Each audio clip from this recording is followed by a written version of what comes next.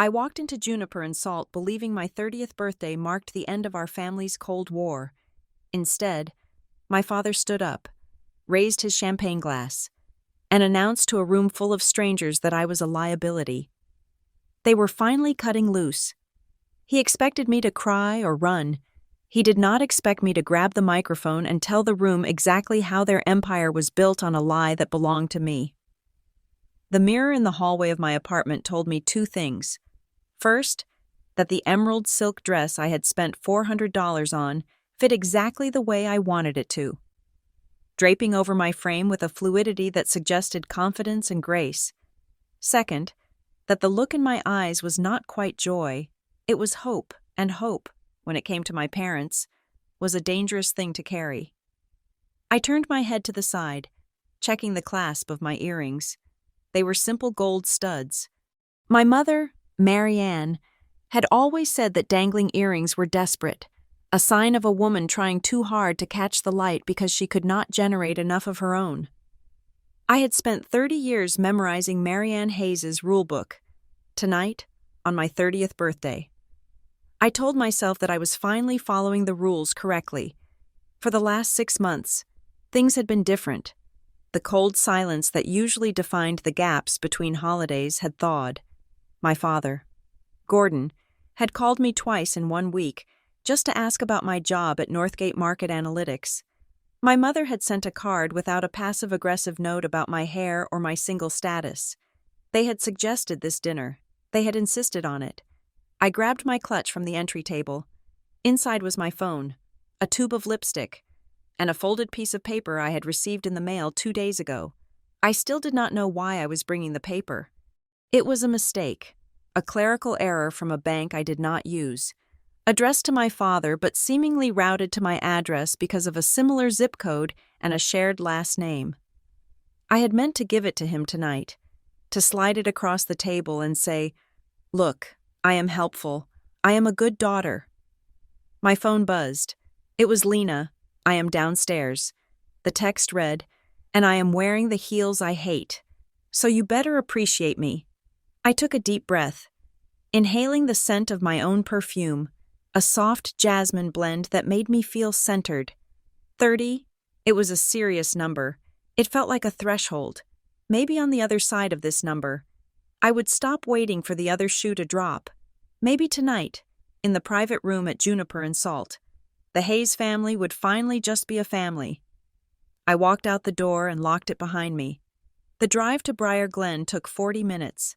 Lena Markham drove with the aggressive competence of someone who grew up fighting for lane space in Boston traffic. I watched the city dissolve into the manicured, tree-lined wealth of the suburbs. Briar Glen was not just a town, it was a statement. The hedges were cut with geometric precision, and the street lamps mimicked gaslights from a century ago. "You look nervous," Lena said, not taking her eyes off the road. "I am not nervous," I lied. "I am anticipating. There is a difference." Lena tapped her fingers against the steering wheel. Her nails were painted a dark, bruised plum color. She was the only person in my life who knew everything. She knew about the panic attacks in college. She knew about the time my father forgot to pick me up from surgery because he had a board meeting. She knew I had spent the last decade trying to prove I was worth the Hayes name. "Anticipating what?" Lena asked. "A pony?" "Because knowing Gordon, he would get you a pony just to complain about the stable fees." I laughed, but the sound was thin. "They have been good lately." "Lena, really good. Dad asked about my promotion. Mom actually complimented my apartment layout last time she visited. I think they are trying." Lena sighed. It was a heavy sound, full of skepticism she was trying to suppress for my sake. "Great. I am happy if you are happy. Viv, just keep your guard up. People do not change personality traits overnight, especially not people who have a family crest on their stationery." We pulled into the parking lot of Juniper and Salt. It was the kind of restaurant where the valet attendants wore uniforms nicer than my business suits.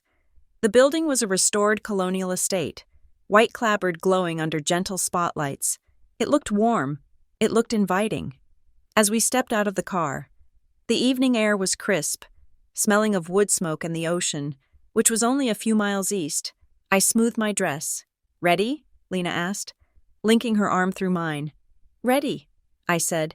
The hostess greeted us with a smile that looked practiced in a mirror. "Happy birthday, Ms. Hayes," she said. "Your party is gathering in the Windsor room. Right this way." She led us through the main dining room, which was humming with the low, expensive murmur of crystal clinking and polite conversation. We passed tables of couples and business partners, moving toward the back of the restaurant where the heavy mahogany doors of the private suites were located. When the hostess opened the door to the Windsor room, I stopped. I had expected a table, maybe some flowers, an intimate setting for 4, perhaps 5 people if my Uncle Bryce had been invited, though he and my father had not spoken in years. Instead, the room was set up like a corporate launch event. There was a long rectangular table set for 20 people. The linens were a stark white. But what made my stomach turn over was the backdrop. Near the far wall, where the gifts should have been, stood a step-and-repeat banner. It was printed with a repeating pattern of the Hayes Brightwell Foundation logo and, inexplicably, my own initials, interwoven in a design that looked like a corporate merger branding. "Vivian," Lena whispered, her voice tightening. "What is this?" I stepped into the room, my heels sinking into the plush carpet. A flash went off. A photographer I did not know was crouched in the corner, snapping pictures of us as we entered. He was not a family friend with an iPhone. He was a professional, wielding a camera with a lens long enough to capture the pores on my face from across the room. I felt a sudden, cold prickle on the back of my neck. "I do not know," I said. The room was already half full. I scanned the faces, looking for my parents. They were not there. Instead, I saw people who looked vaguely familiar but out of context. There was a man in a gray suit checking his watch, who I recognized as a vendor my father used for logistics. There was a woman with a severe bob who I thought might be on the board of the foundation. These were not my friends. My friends, aside from Lena, were not here. Lena squeezed my arm. "Vivian, look at the guests." I looked. They were standing in clusters, holding drinks, talking in low voices. They did not look like they were at a birthday party. They looked like they were networking. They were exchanging business cards. A woman in a navy pantsuit detached herself from a group and walked toward us. She held a clipboard. "Vivian, happy birthday," she said, her voice brisk and professional. "I am Sarah from Crestwell Public Relations. We are just managing the flow of the evening for your parents.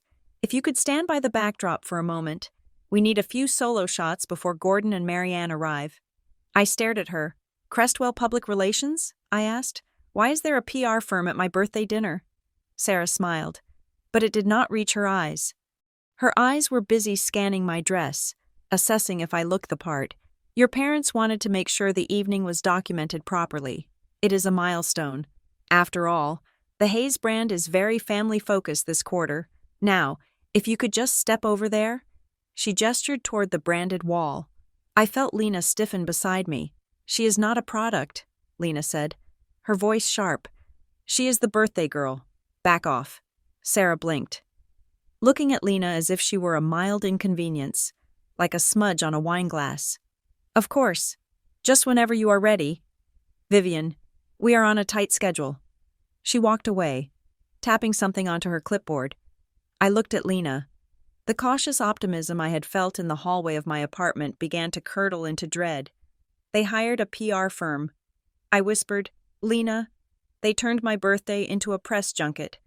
Lena grabbed a glass of champagne from a passing waiter and shoved it into my hand. "Drink this," she commanded. "You are going to need it." "And look over there. That guy in the corner? That is the head of the Hayes Brightwell Foundation. I saw his picture in the paper last week. And the woman talking to him? I think she is a lawyer." I looked. It was true. The room was populated by people who managed my parents' money and their reputation. There was no joy here. There was only strategy. I should have known. I said, staring into the bubbles of the champagne. "I thought they were being nice. I thought they actually wanted to celebrate me." "They are celebrating something," Lena said darkly. "I just do not know if it is you." Just then, the double doors swung open. The room went silent. Gordon and Marianne Hayes made their entrance. They did not just walk in, they arrived. My father was wearing a tuxedo, which was absurd for a Tuesday night dinner, but perfectly on brand for Gordon Hayes. He looked tall, silver-haired, and imposing, the kind of man who sucked the oxygen out of a room just to hoard it for himself. My mother was in a silver gown that shimmered like chainmail. Her hair was pulled back in a chignon so tight it looked painful. Applause broke out. The guests, the vendors, the board members, the strangers, started clapping. My parents beamed, waving slightly as if they were royalty greeting their subjects. They walked straight toward me, the photographer scrambling to get ahead of them, the flash popping rapidly. "Vivian!" my father boomed. He reached me and placed his hands on my shoulders. His grip was firm, possessive. He leaned in and kissed my cheek, but his eyes were looking over my shoulder, checking the camera angle. "You look acceptable," he said, his voice low enough that only I could hear. "The dress is a bit simple, but it is elegant enough. You have finally learned to behave with your wardrobe." He pulled back and smiled for the camera, his teeth white and predatory. "Happy birthday." "Darling," he said, louder this time for the audience. My mother stepped forward. She smelled of expensive lilies and hairspray. She hugged me, her body stiff against mine. 30 years, she murmured into my ear. "I can hardly believe it. We have put so much work into you. Vivian, so much work. I hope you are ready to show your gratitude tonight." She pulled away, smoothing the front of my dress with a critical hand. "Smile. Vivian," she hissed through her teeth. "You look like a deer in headlights. Project Strength. This is a Hayes event." She turned to the photographer. "Get one of the three of us. Now." We posed. I felt like a prop. I felt like a piece of furniture they were trying to sell at an auction. The flash blinded me for a second, leaving purple spots in my vision. "All right, everyone," my father announced. Turning to the room, "Please, take your seats. We have a wonderful evening planned, a celebration of family, of legacy, and of the future." He gestured to the table. I found my seat. A place card with my name was set at the center, flanked by my parents on either side. Lena was seated at the far end of the table, exiled to the periphery. I watched her sit down, her expression stormy. She mouthed the words, "Are you okay?" to me. I gave a tiny nod, but I was lying. I was not okay. The first course was served, a scallop crudo that looked beautiful and tasted like nothing. I pushed it around my plate. "So," Marianne said, slicing into her scallop with surgical precision, "I spoke to the editor of the Chronicle today. They are very interested in running a piece about the Foundation's new initiative next month. It would be good if you were seen attending more of the galas. Vivian, it helps with the narrative of continuity." I looked at her. "Is that what this is?" I asked quietly. "A photo op for the narrative?" My mother stopped eating. She turned her head slowly to look at me. Her eyes were blue and flat, like a winter sky. "Everything is a narrative. Vivian, you are 30 years old. It is time you understood that. We protect the Hayes name.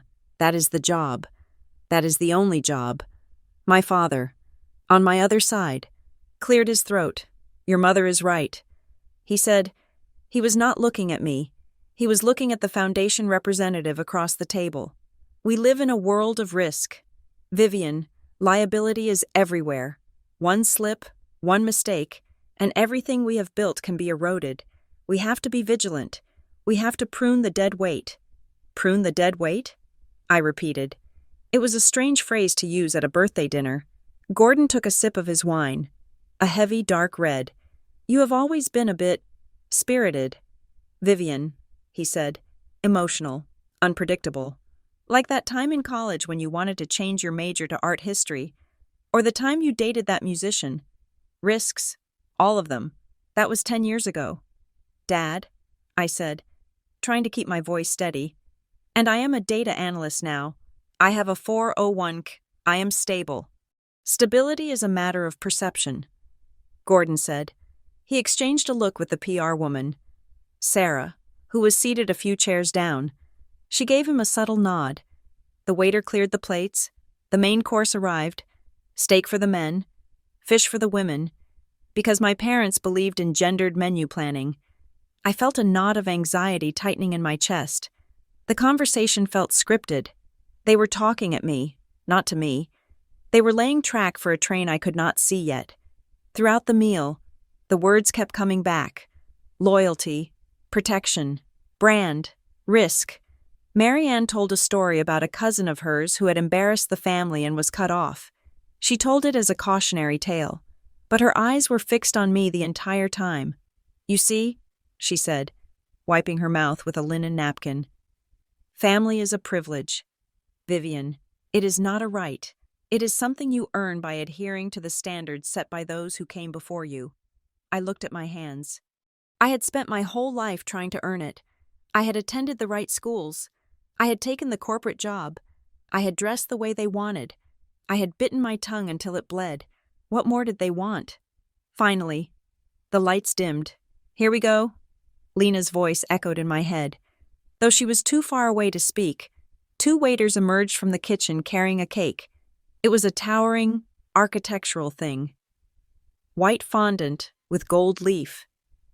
It looked like a marble statue, not a dessert. There were no candles. My father stood up. He tapped a spoon against his wine glass. The sharp cling, cling, cling cut through the murmurs of the room. Silence fell. The photographer moved into position, crouching low to get an upward angle of my father. "Friends? Colleagues?" Gordon began, his voice booming with that practiced orator's resonance. "Thank you for joining us tonight." He placed a hand on my shoulder. I flinched, instinctively. "We are here to mark 30 years of Vivian," he said. 30 years. It is a long time. Long enough to see patterns. Long enough to make hard decisions. He paused. The room was deadly quiet. I looked up at him, expecting the pivot to a compliment, expecting the "but we love her anyway" line. It did not come. The Hayes family has always stood for excellence. Gordon continued, "We stand for integrity. We stand for strength. And sometimes, to protect that strength. We must make difficult choices. We must amputate the parts of the organism that are infected." My heart stopped. Infected? He looked down at me. His face was not angry. It was not sad. It was blank. It was the face of a CEO firing an employee he had never bothered to learn the name of. "Vivian," he said, and he was speaking into the silence of the room, ensuring everyone heard every syllable. "We have tried. Your mother and I have tried for 3 decades to mold you into someone capable of carrying this legacy, but we have failed, or rather, you have failed." I stared at him. I could not breathe. "You are unstable," Gordon said. "You are ungrateful. You are financially reckless, leeching resources from this family to fund a lifestyle you cannot afford. You are a liability to the Hayes brand." "Gordon," my mother whispered, but it was a theatrical whisper, meant to sound like a supportive wife pained by the necessity of the moment. "No, Marianne," Gordon said, holding up a hand. "It must be said, we are done pretending." He looked at the guests. "Tonight, on her 30th birthday, we are announcing that we are formally disowning Vivian from the Hayes family trust and estate. She is no longer a beneficiary. She is no longer a representative of our name. We are severing ties to protect the foundation and our future from her volatility." The room froze. I could feel the air leave the space. No one moved. No one ate. The silence was absolute. A physical weight pressing down on my chest. Disowned. The word hung in the air like smoke. My father looked down at me, a look of triumphant pity on his face. "I am sorry it had to come to this." "Vivian," he said, "but you left us no choice." He sat down. For 5 seconds. I could not think. My brain was white noise. I felt the blood draining from my face, leaving my hands and feet cold. I looked at my mother. She was sipping her wine, her eyes fixed on the centerpiece, refusing to meet my gaze. They had planned this. The PR firm, the photographer, the foundation rep. This was not a dinner. This was a press conference. They were publicly executing my reputation to protect… what? To protect themselves? From me? I looked around the room.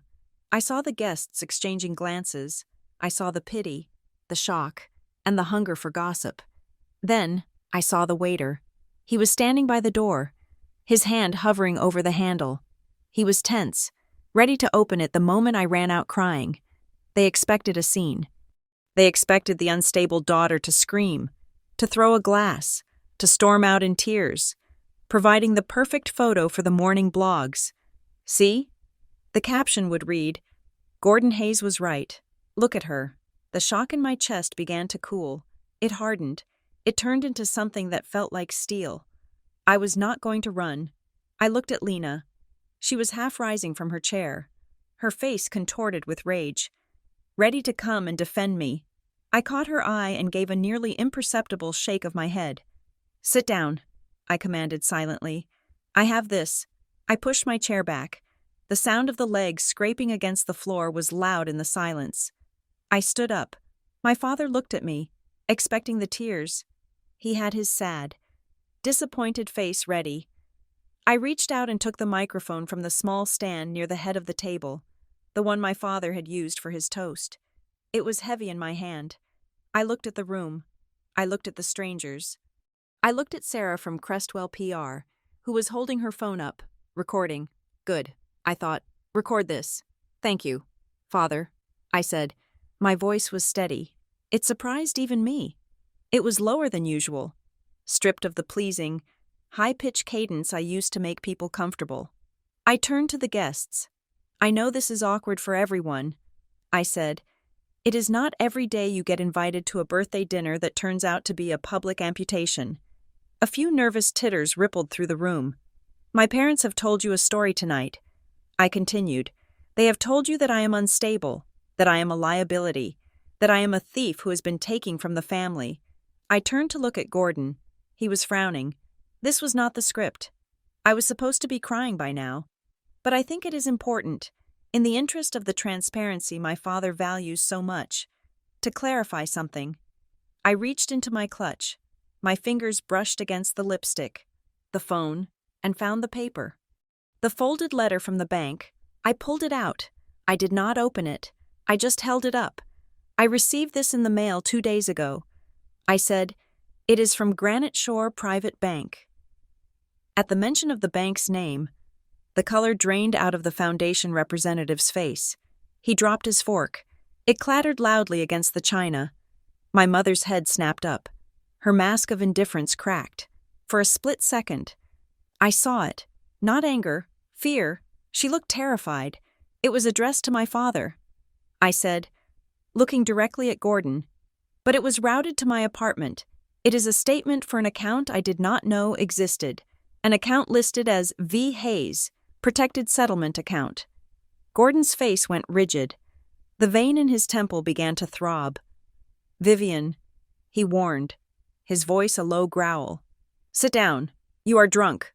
I am stone sober." "Dad," I said, "and I am curious. Why is there a settlement account in my name? And why does this statement show a balance that could fund this foundation for a decade? Sitting untouched since 1996? I let the question hang. The guests were no longer looking away. They were staring. Some were pulling out their phones, hiding them under the table to text. The energy in the room had shifted. The predator was no longer the man in the tuxedo. "If I am such a liability," I said, my voice dropping to a near whisper that the microphone picked up perfectly, "why are you holding money that technically belongs to me? And what exactly was settled?" Gordon stood up. "That is enough," he shouted. Sarah from PR rushed forward, signaling to the photographer to stop. "No photos," she hissed. "No photos." I lowered the microphone. I looked at my parents. They looked small. They looked cornered. I smiled. It was a cold smile, one I had learned from them. "I am done being your scapegoat," I said, loud enough to be heard without the amp. "And I am done with this dinner." I placed the microphone gently on the table next to the untouched cake. "Thank you all for coming," I said to the room. "I will not discuss family business publicly tonight, unlike my parents." I have manners. I turned and walked away. I did not run. I walked. My heels clicked rhythmically on the floor. I felt the eyes of every person in the room burning into my back. I felt Lena scrambling to grab her purse and follow me. I pushed through the double doors and into the main dining room. The noise of the restaurant washed over me. The laughter, the music, the normalcy. It felt alien. I kept walking, past the hostess, out the front door, and into the cool night air. My hands were shaking now. The adrenaline was crashing. I gasped for air, leaning against a pillar for a second. "Vivian!" Lena called out, running out the door behind me. "Vivian. Oh my God. That was... I stood up straight. "Let's go," I said. "I want to leave. Now." We walked toward Lena's car. The parking lot was dark, illuminated only by the amber glow of the street lamps. As we reached the car, I heard a shutter click. I turned. A black sedan was idling 2 rows over. The window was rolled down. A man I did not recognize, not the photographer from inside, but a man in a baseball cap, was pointing a camera at us. He snapped a photo of me. Then he lowered the lens and snapped a photo of Lena's license plate. "Hey!" Lena shouted, stepping forward. The man didn't say a word. The window rolled up. The sedan reversed smoothly, tires crunching on the gravel, and sped out of the lot, disappearing into the night. I stood there, shivering in my $400 dress. This was not just a family fight. My mother's fear, the settlement account, the man in the parking lot. I had pulled a thread I wasn't supposed to see, and now, I realized with a sinking feeling in my gut, the whole tapestry was going to unravel, and it was going to try to strangle me on the way down. "Drive, Lena," I said, opening the car door. "Just drive." The sun hit my face with the rude, intrusive glare of a morning that refused to acknowledge the catastrophe of the night before. I had slept for maybe 2 hours. A fitful, shallow unconsciousness, broken by the phantom sound of my father's voice echoing through a microphone. I rolled over and reached for my phone on the nightstand. It was vibrating, not the rhythmic buzz of a call, but the frantic, continuous stutter of notifications piling up one after another. I squinted at the screen. 42 text messages, 12 missed calls, and a stream of alerts from social media platforms I barely used. I unlocked the screen and opened the first link sent by Lena. It was a blog post from a site called the Briar Glen Observer, a local gossip rag that usually concerned itself with zoning board disputes and charity gala fashion. The headline punched me in the gut. "Heiress meltdown. Vivian Hayes, escorted out of birthday dinner after threats to family." I sat up, the sheet pooling at my waist. My stomach turned over. I clicked the link. The article was written by a concerned insider. It described the evening in vivid, fabricated detail. It claimed I had arrived drunk. It claimed I had demanded a seat on the foundation board and, when refused, had grabbed the microphone to scream obscenities at the guests. And then, there was the video. I pressed play with a trembling finger. It was a clip from the dinner, but it was not what had happened. It was a masterclass in selective editing. The footage started mid-sentence, cutting out my father's brutal speech entirely. It showed me standing up, grabbing the microphone aggressively. The audio had been manipulated. The background noise lowered so my voice sounded shrill and booming.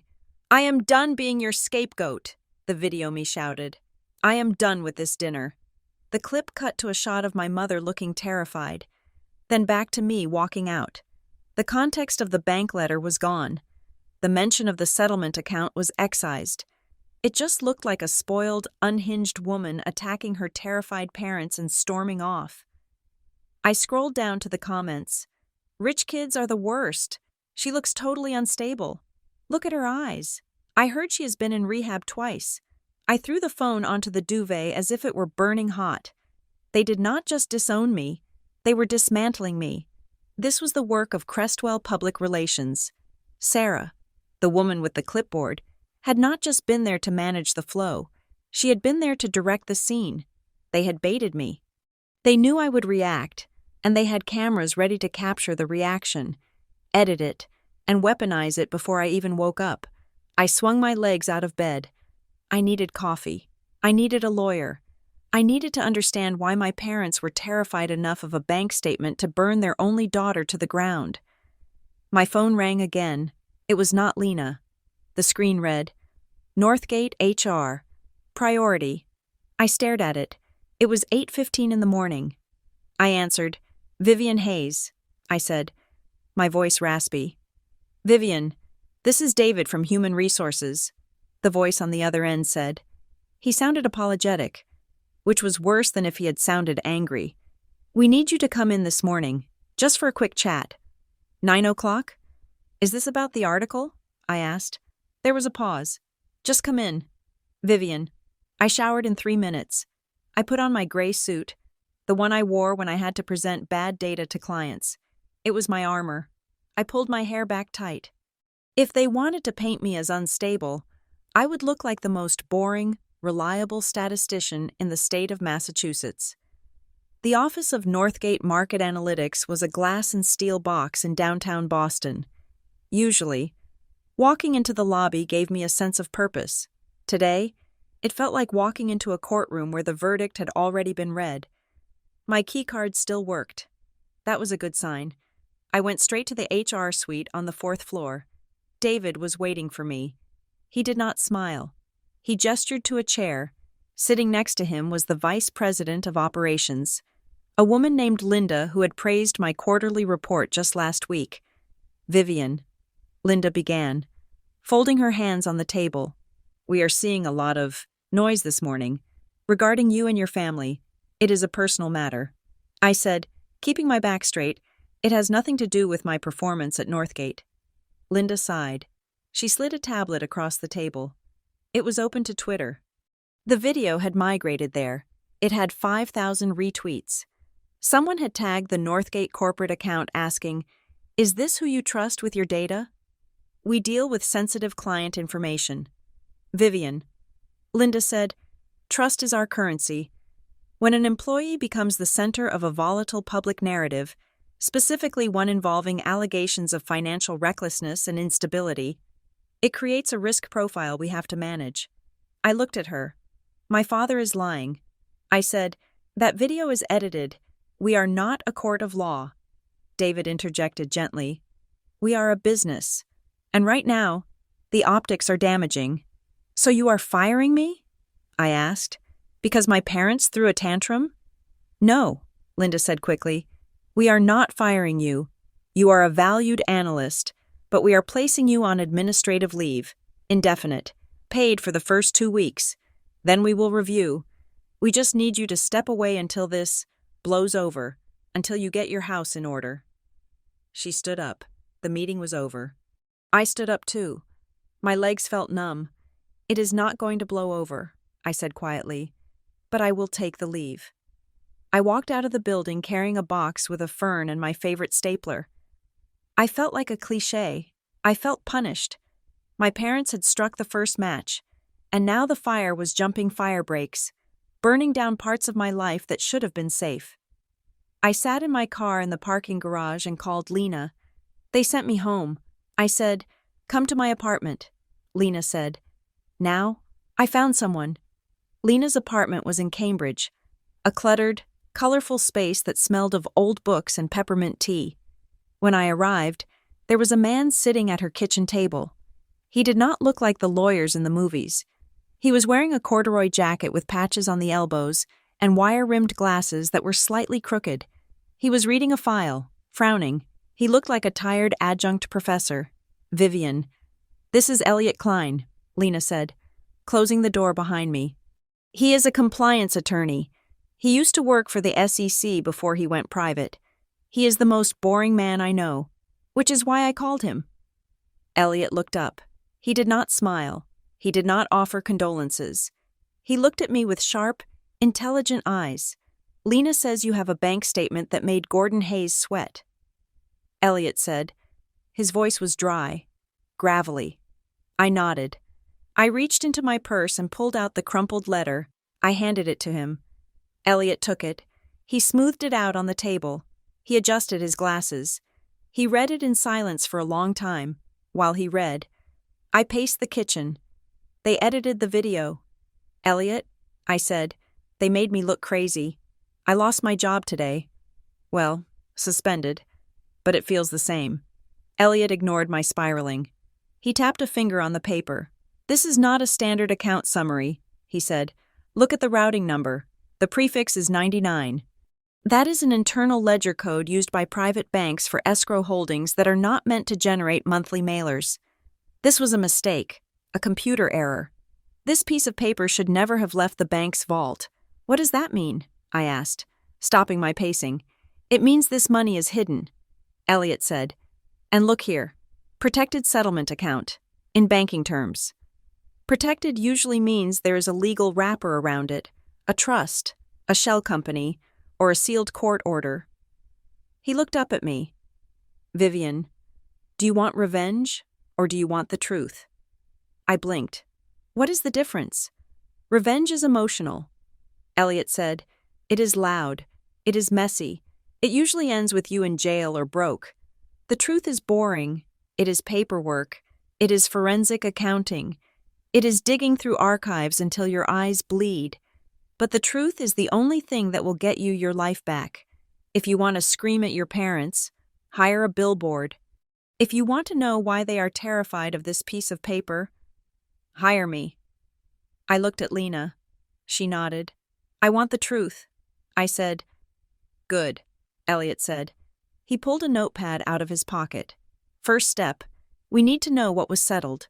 Settlements leave trails, even sealed ones. He paused. But you should know something.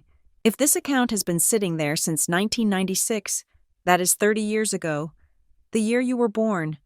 A chill went down my spine. My parents said I was a liability. I whispered, maybe I have been one since the day I was born. Elliot stood up. I am going to make some calls. I know a guy who used to work in archiving at Granite Shore. In the meantime, do not post anything. Do not talk to the press. And do not, under any circumstances, lose this piece of paper. He left. I sat at the table with Lena. The silence stretched. I have to call them. I said, Viv. No, Lena said. I have to hear her voice. I need to know if she is still my mother, or if she is just a co-conspirator. I dialed the number. My hand was shaking. It rang 4 times. I expected it to go to voicemail. I expected a blockade. Then, there was a click. Vivian? It was Marianne, but her voice was not the icy, controlled instrument she had used at dinner. It was soft. It sounded fragile. Mom? I said. Why are you doing this? The article? The video? Vivian. Listen to me, she said. Her voice dropped to a whisper. You need to stop. You need to throw that letter away. You need to apologize publicly and let us handle the narrative. Handle the narrative? I snapped. You destroyed my career in 12 hours. You humiliated me. It is for your protection, she hissed. Protection from what? I demanded. From a bank account in my own name? There was a silence on the other end, a heavy, breathing silence. Vivian, Marianne said, and her voice trembled. This is bigger than you. This is bigger than us. If you pull this thread, you do not know what will fall on top of you. Please, just stop. The line went dead. I stared at the phone. She wasn't angry. I said to Lena, she was terrified. That is worse, Lena said quietly. I stood up. I grabbed my car keys. Where are you going? Lena asked. Home, I said. My real home. There are boxes in the attic at Holleridge. Old papers. Dad never throws anything away. If there is a settlement from 1996, the records will be there. I drove to Holleridge Estates in a daze. The gated community was where I had learned to ride a bike, where I had learned to hide my feelings, where I had learned that love was conditional on performance. I pulled up to the guardhouse. George, the security guard who had worked there for 15 years, was in the booth. He had given me lollipops when I was a kid. He had waved me through 1,000 times. I rolled down the window.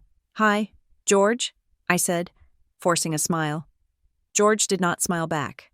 He looked down at a clipboard. He looked uncomfortable. He shifted his weight from one foot to the other. "Miss Hayes," he said, I can't let you in." I stared at him. "George, it is me. Vivian, I know. Miss Vivian, I am sorry. But Mr. Hayes called this morning. New instructions. You are on the exclusion list. If you try to enter, I have to call the police." He looked genuinely pained. "Please don't make me do that. Miss Vivian."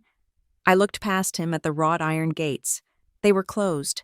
The house where I grew up, the house that contained my childhood and the secrets of my family, was now a fortress locked against me. "It is okay, George," I said, my voice thick. "I know you are just doing your job." I reversed the car. I felt tears pricking my eyes, hot and angry. This was it, the physical manifestation of the disowning. I was an outsider. My phone buzzed again. It was a number I did not recognize, a local area code. I wiped my eyes and answered. "This is Vivian." "You are asking the wrong questions," a male voice said. I froze. "Who is this?" "You are looking for a settlement," the voice said. "You should be looking for the source." "Uncle Bryce?" I asked. The voice was older, rougher, but it had the same cadence as my father's, stripped of the polish. "Meet me at the Birchline Diner. 30 minutes. Come alone." The line clicked off. Bryce Ellison, my father's younger brother, the black sheep, the failure. I hadn't seen him in 5 years. The family story was that Bryce was a drunk, a gambler, a man who had squandered his potential and came around only to beg for money. Gordon despised him. If Gordon despised him, maybe he was exactly who I needed to see. The Birchline Diner was a chrome and neon relic on the edge of town. The kind of place that served breakfast all day and smelled of burnt coffee and grease. I saw him in a booth in the back. He looked older than I remembered. His face was lined, his hair thinning and gray. He wore a flannel shirt and a canvas jacket. He looked like a man who had lived a hard life, but his eyes were clear. I slid into the booth opposite him. "Hello, Uncle Bryce?" "Vivian," he said. He didn't smile. He looked at me with a critical assessment. "You look like your mother." "Poor kid. I heard you got kicked out of the castle," he said, picking up a mug of coffee. "Welcome to the club." "Why did you call me?" I asked. "Because Gordon is going to try to bury you," Bryce said, "and unlike me, you might actually have the leverage to stop him." He reached into his pocket and pulled out a key. It was a small brass key with a yellow plastic tag. "Your father likes to tell people I'm a screw-up," Bryce said. "And he is right. I made mistakes. But Gordon? Gordon is a crook in a $3,000 suit. He didn't build that foundation on charity. Vivian, he built it on leverage." "What do you mean?" "I mean that money didn't just appear." In the 90s, Gordon and his partners were involved in some messy business. Real estate, hazardous materials. People got hurt. Lawsuits were threatened. And then, suddenly, everything went quiet. The foundation was launched. The image was scrubbed. He slid the key across the table. "I kept this because I didn't trust your father," Bryce said. "I knew one day he would turn on his own. It is a storage unit, out on Route 9. Unit 42. "What is in it?" I asked, picking up the key. It felt cold in my hand. "Insurance," Bryce said. I stood up. "Thank you, Bryce." "Don't thank me yet," he said, looking out the window. "Just be careful. Gordon thinks he is protecting the family name, but he is protecting a lie, and men like him will burn the world down before they admit they are frauds." I drove to the storage facility. It was a bleak row of orange metal doors surrounded by a chain-link fence. The wind whipped through the aisles, rattling the corrugated metal. Unit 42. I unlocked the padlock. The door groaned as I rolled it up. Inside, the air was stale and dusty. The unit was small, mostly empty except for a stack of cardboard boxes in the corner. I opened the top box. It was full of glossy brochures. The Hayes Brightwell Foundation. A future for everyone. They were dated 1995. I dug deeper. Under the brochures were ledgers, old-school accounting books with green covers, and at the very bottom of the box, taped to the cardboard, was a flash drive. It was an old model, bulky and silver. A piece of masking tape on it read, Legacy. I took a picture of it and sent it to Elliot. Found a drive labeled Legacy. I typed, opening it now. His reply came 10 seconds later. Do not open it. He wrote in all caps, if that drive has metadata tracking or corruption files, plugging it into your laptop could destroy the data or ping a server. Bring it to me. I have a specialist. I put the drive in my pocket. My heart was hammering against my ribs. I spent another 10 minutes going through the boxes. I found donor lists. I found letters from a law firm I didn't recognize. I grabbed a handful of documents that looked promising and shoved them into my purse. I closed the door and locked it. The sun was setting as I drove back toward the city. The sky was a bruised purple. I felt exhausted, but my mind was racing. Hazardous materials. People got hurt. Bryce's words played on a loop. I checked my rearview mirror. There was a car behind me, a dark sedan. It was 3 car lengths back. I didn't think much of it until I turned onto the highway. The sedan turned with me. I changed lanes. The sedan changed lanes. I felt a cold prickle of fear. Paranoia. I told myself, you are just paranoid because of the article. I took the exit for the suburbs, earlier than I needed to. The sedan took the exit. My hands tightened on the steering wheel. It was the same car from the restaurant parking lot. The man with the camera. I needed to lose him. I couldn't lead him to Lena's apartment. I couldn't lead him to Elliot. I saw a supermarket up ahead. It was crowded. The lot full of shoppers getting groceries for dinner. I signaled left, then at the last second, swerved right into the plaza entrance. The tires screeched slightly. I checked the mirror. The sedan had been caught off guard, forced to brake hard. But it made the turn. It was aggressive. It wasn't trying to be subtle anymore. I drove deep into the lot, weaving through the lanes. I pulled into a tight spot between a minivan and a delivery truck, killing the engine and ducking down. I watched through the side mirror. The dark sedan cruised slowly down the main aisle. It paused at the end of the row. I held my breath.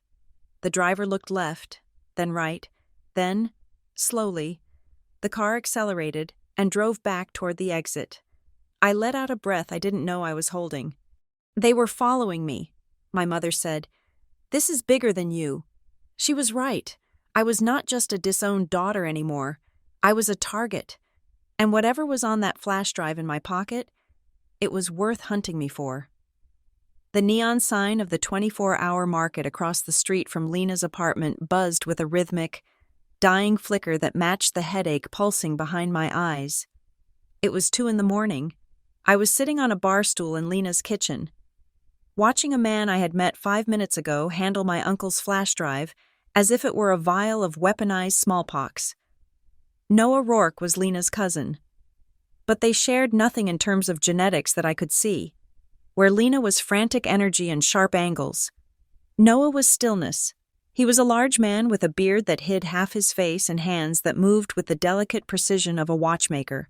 He ran Rourke Digital Forensics out of a converted loft in Seaport, but tonight he had brought his equipment to us. Do not touch the table, Noah said softly. I pulled my hands back. He had the silver flash drive sitting on a weird, rubberized mat. Next to it was a laptop that looked like a military brick, thick and rugged, with no brand markings. Is it encrypted? I asked. Noah adjusted a pair of magnifying spectacles. I do not know yet, he said, and I'm not going to just plug it in to find out.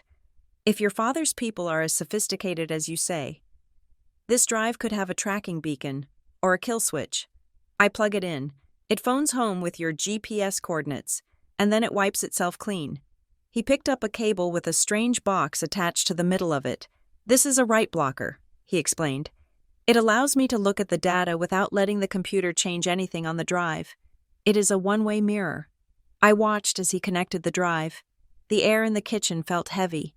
Lena was standing by the window, peeking through the blinds, checking the street for the black sedan that had followed me.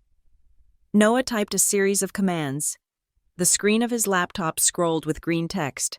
Okay, he breathed. We are in. No encryption on the root folder. That is sloppy. Or arrogant. What is on it? I asked. leaning forward despite his warning. Noah clicked a few keys. Files, he said. Thousands of them. Scanned PDFs, audio recordings, Excel sheets. The metadata goes back to 1995. He opened a folder labeled consulting_disbursements. I squinted at the screen. It was a spreadsheet. Rows and rows of numbers. Look at this, Noah said, pointing to a column. I read the entries. January 4th, 1998. Donation incoming, $200,000. Donor, anonymous.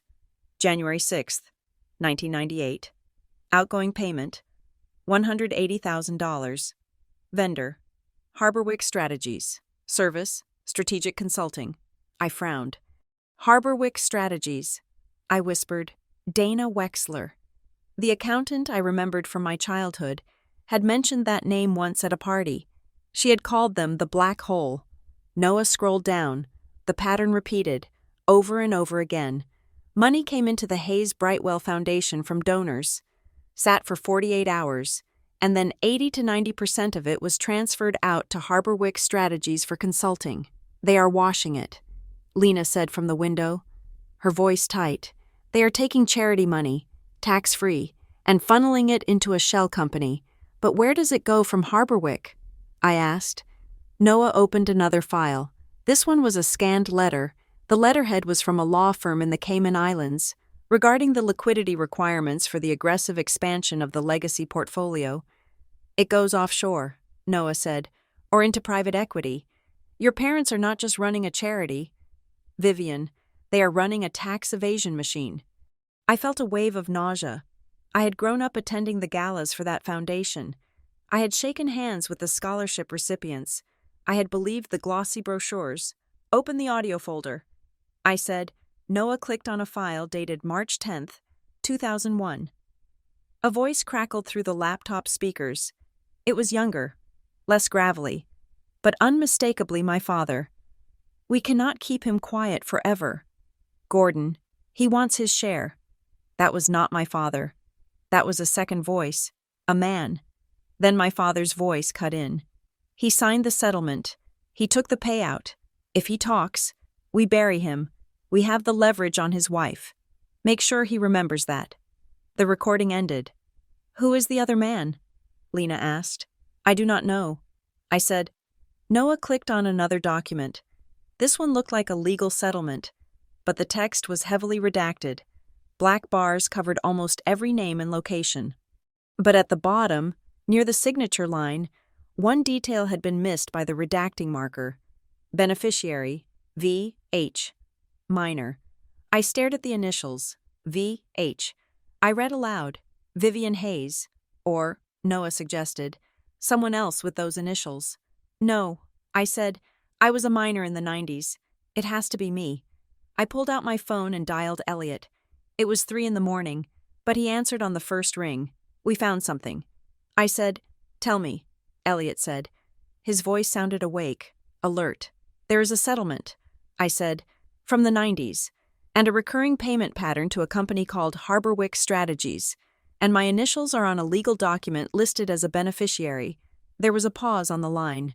I heard the rustle of paper. I have been digging into Granite Shore Private Bank. Elliot said, the bank that sent you the statement. It does not exist anymore. Not really. It was acquired by a conglomerate in 2008, and its custodial records were moved to a third-party archive called Iron Mountain. Can we get the records? I asked. It is difficult, Elliot said. The account is flagged as Level 5 security. That means it requires in-person authorization from the account holder to unseal. That is my father. I said, or, Elliot said, if the account is in your name as a beneficiary, it might require you, but if we walk into that archive and ask for the file, we trip a silent alarm. The moment a request is logged, your father gets a notification. Let him get a notification. I said, anger flaring in my chest. Let him know I am coming. Vivian, Elliot said, his voice sharp. If you trigger that alarm, they can move the assets or destroy the paper trail before we get a court order. We need to be smarter. We need to prove the fraud first, so we can get a subpoena that freezes the records. I hung up. I looked at the screen again. Millions of dollars, funneled away while my parents lectured me on fiscal responsibility. I sat back on the stool. A terrible thought was taking root in my mind. If I expose this, I said quietly, the foundation collapses. Good, Lena said. Burn it down. No, I said, it is not that simple. The foundation funds 20 college scholarships a year. It pays the salaries of 50 people in the Briar Glen office, secretaries, event planners, janitors, people who have nothing to do with this fraud. If I release this, the accounts freeze, the scholarships stop, the employees lose their jobs and their pensions. Lena turned from the window. So what? You are going to protect them? After what they did to you? I am not protecting my parents. I said, I am protecting the innocent people they are using as human shields. If I blow this up recklessly, I become exactly what they called me, a liability, a destroyer. I need air. I said, I gathered my things. Noah was already creating a secure, encrypted copy of the drive onto a new hard drive he had brought. Keep the original safe, he told me. Do not carry it with you. Put it in a safety deposit box at a bank your parents do not own. I drove back to my apartment. It was a risk. I knew, but I needed my own space.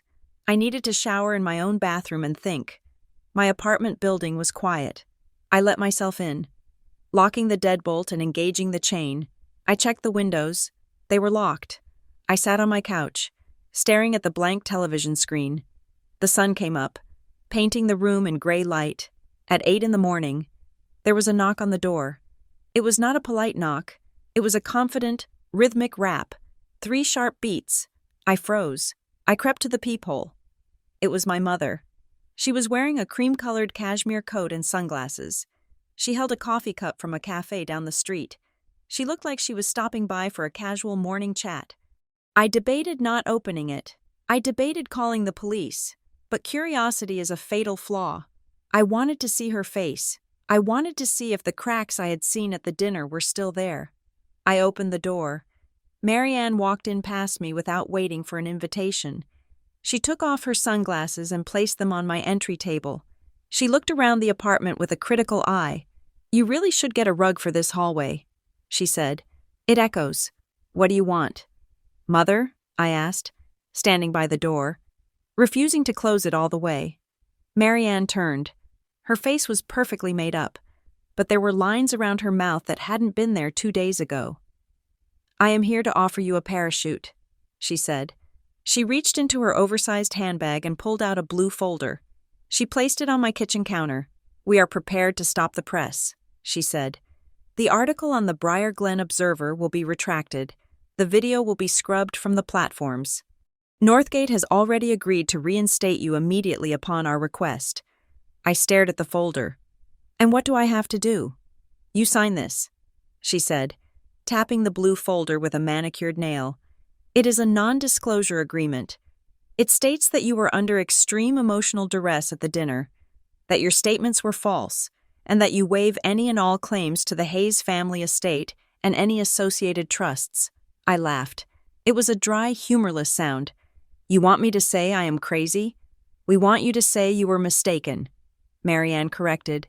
In exchange, we are setting up a trust for you, independently managed, $5,000 a month for the next 10 years, a reconciliation stipend, $5,000 a month, I repeated, to keep me quiet about a multi-million-dollar laundering scheme?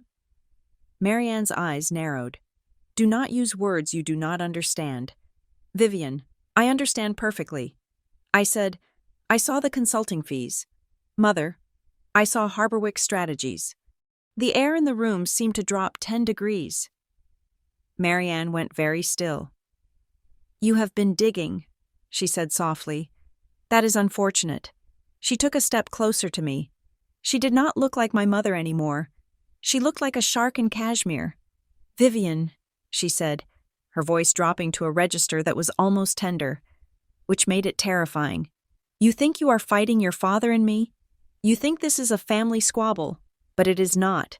There are other people involved. Partners, investors, people who do not have the patience that Gordon and I have. Are you threatening me? I asked. I am warning you, she said. If you do not sign this, I cannot protect you. These people, they do not care that you are my daughter. They only care that you are a leak, and leaks get plugged. She picked up her sunglasses. I will leave the folder, she said. You have 24 hours. After that, the offer expires. And Vivian, if you think the video was bad, you have no idea what we are capable of releasing. She walked out. The door clicked shut behind her. I stood there, staring at the blue folder. My hands were shaking.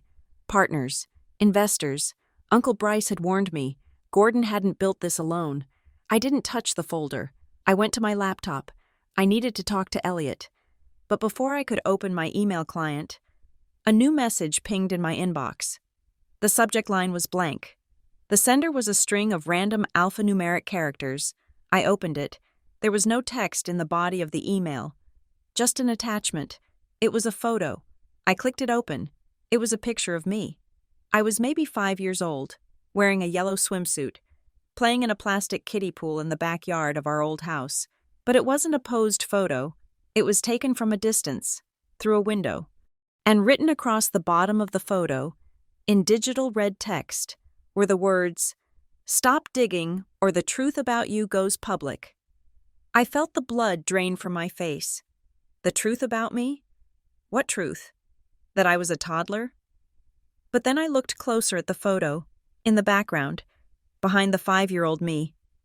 There was a man sitting on the patio furniture. It wasn't my father. It was a man with dark hair, holding a glass of scotch. He was looking at me with an expression that made my skin crawl. I had never seen this man in my life, or I didn't remember him. I forwarded the email to Noah immediately. "Track this." I typed, "Now." I called him, "Noah, did you get it?" "I am looking at it," Noah said. His typing was furious in the background. "Who is the man in the photo?" I asked. "I am running facial recognition," Noah said. "But Vivian, the metadata on this email, it is trying to hide, but it is clumsy. It bounced through 3 servers in Russia and 1 in Brazil, but the origin point, the actual IP address that uploaded the file, leaked through a packet header. Where did it come from? It came from a residential IP address in Boston," Noah said, "registered to a man named Carl Vance." "Who is Carl Vance?" Noah paused. "I am checking his LinkedIn. He is listed as an independent contractor for reputation management. Vivian, look at his past employment." I waited. He was a senior strategist at Crestwell Public Relations for 6 years. Noah said, "It is them," I said, slamming my hand onto the desk. "Sarah, the woman with the clipboard, they are sending me threats. This is not a hacker collective," Noah said. "This is a corporate hit job. They are trying to scare you into signing that NDA. It is working." I admitted, "I am scared." But then I looked at the blue folder on the counter. I looked at the photo of the 5-year-old girl who had no idea she was playing in a pool paid for by stolen money. If I signed that paper, I was agreeing to be a victim forever. I was agreeing to let them own my history. I am not going to expose them. I said to Noah. "What?" Noah asked. "I am not going to dump the drive on the internet." I said, "That is what they expect. They expect a tantrum. They expect me to be the unstable daughter who leaks everything and gets sued for defamation. Then what are you going to do?" "I am going to sue them." I said, "I am going to build a case so watertight that they cannot spin it. I am going to use their own bureaucracy against them." I hung up and called Elliot. "Elliot," I said, "I want to file a formal request for the settlement documents. Not a leak. A legal petition." "Vivian," Elliot warned, "that will take months. And it puts you on the radar." "I am already on the radar." I said, "They sent me a threat. They came to my house. I am done hiding. I want to file a petition to unseal the records of the Vichma Trust based on reasonable suspicion of misappropriation of funds. You need proof to get a judge to sign that." Elliot said, "I have the drive." I said, "I have the spreadsheet showing the consulting fees. We don't need to show the whole world yet. We just need to show a judge enough to get a warrant." Elliot was silent for a moment. "This is a shift," he said. "This is not revenge. This is litigation. It is accountability." I said, "Okay," Elliot said. "I can draft the petition. But Vivian, Once we file this, it becomes public record. Gordon will know within the hour. The war goes hot. Let it, I said. I looked at the photo on my screen again. The man in the background. And Elliot? I added. Yeah? I need you to find out who Carl Vance is, and I need to know why a contractor for my parents' PR firm has access to my family's private photo albums. I will put an investigator on it, Elliot said. I closed the laptop. I walked over to the kitchen counter. I picked up the blue folder. I didn't open it. I walked to the trash can and dropped it in. The thud it made was the most satisfying sound I had heard in years. I wasn't going to take their money. I wasn't going to take their silence. I was going to take their reputation, piece by piece, in a court of law. I grabbed my coat. I needed to go back to the storage unit. There were more boxes, and if my mother was right about partners, I needed to find out who else was eating at the table of the Hayes Brightwell Foundation before they realized I knew they existed. I checked the peephole.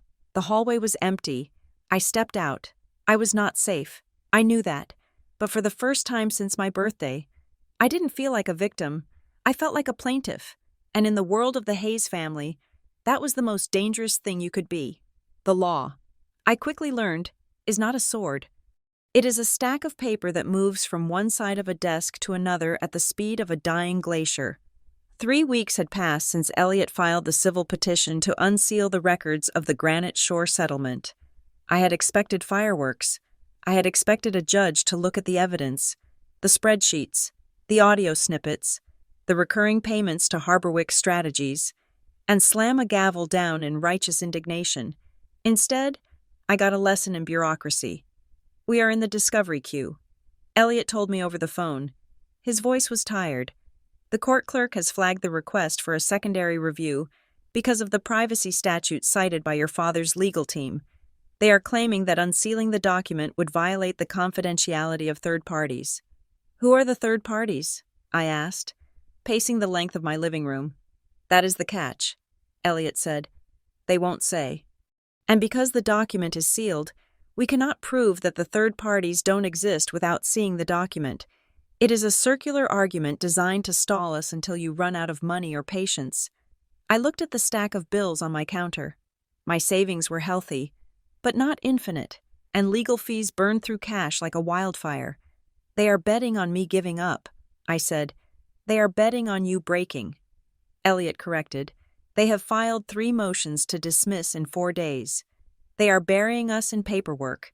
Every hour I spend responding to a motion is an hour I bill you for. Gordon knows that. He is bleeding you out. I am not stopping. I said. I hung up. The silence of the apartment felt heavy. It was a Thursday afternoon, and I should have been at Northgate, analyzing consumer trends for cereal brands. Instead, I was unemployed, legally besieged, and waiting for a call from a woman who might not even speak to me. Dana Wexler. Noah had found her. It hadn't been easy. The former accountant for the Hayes Brightwell Foundation had scrubbed her digital footprint effectively. No LinkedIn, no Facebook, no Instagram. She lived in a small town called Oakhaven, 40 miles west, working as a bookkeeper for a landscaping company. I grabbed my keys. I didn't call first. Noah said she had a landline, but calling might spook her. I had to show up. I had to let her see my face. The drive to Oakhaven was quiet. The trees were beginning to turn, the New England autumn bleeding into the landscape with reds and golds. It was beautiful, and it made my chest ache. My family used to go apple picking this time of year. My mother would wear flannel shirts that cost $300 and pose for pictures with a basket she hadn't filled.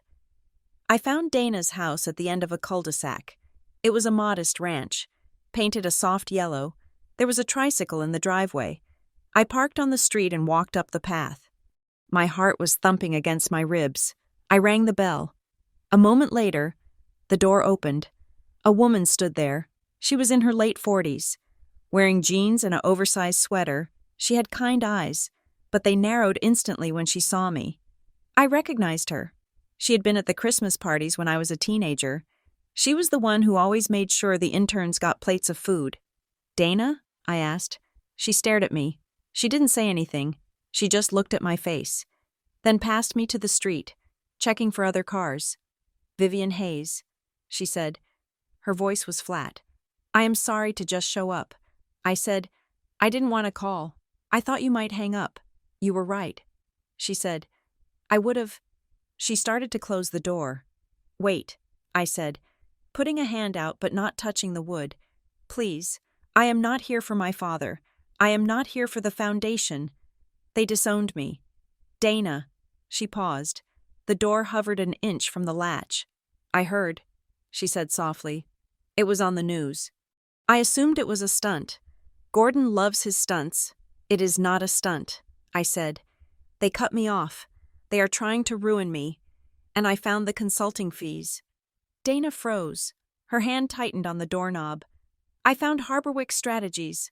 I said. She opened the door again, just wide enough to look me in the eye.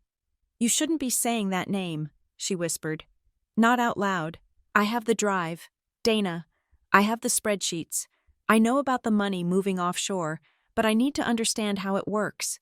I need to know why. Dana looked back into her house. I heard the sound of a cartoon playing on a television. If I talk to you, she said, her voice trembling slightly, you have to promise me something, anything, I said. There are people at that foundation who don't know. She said, good people. Sarah at the front desk. The program directors who actually care about the scholarships. If you burn the whole thing down, they lose their livelihoods. They lose their pensions. Gordon will be fine. He has gold bars in a vault somewhere. But the staff? They will be the collateral damage. I remembered my conversation with Lena. Burn it down. I looked at Dana. I am not here to hurt them. I said, I want the people at the top. I want a surgical strike, not a carpet bomb. I promise you. Dana, I will do everything I can to protect the staff. She studied me for a long time. She was looking for the lie. She was looking for her former boss in my eyes. Finally, she stepped back. Come in, she said, but leave your phone in the car. I sat at her kitchen table. She made tea. Her hands shook as she poured the water.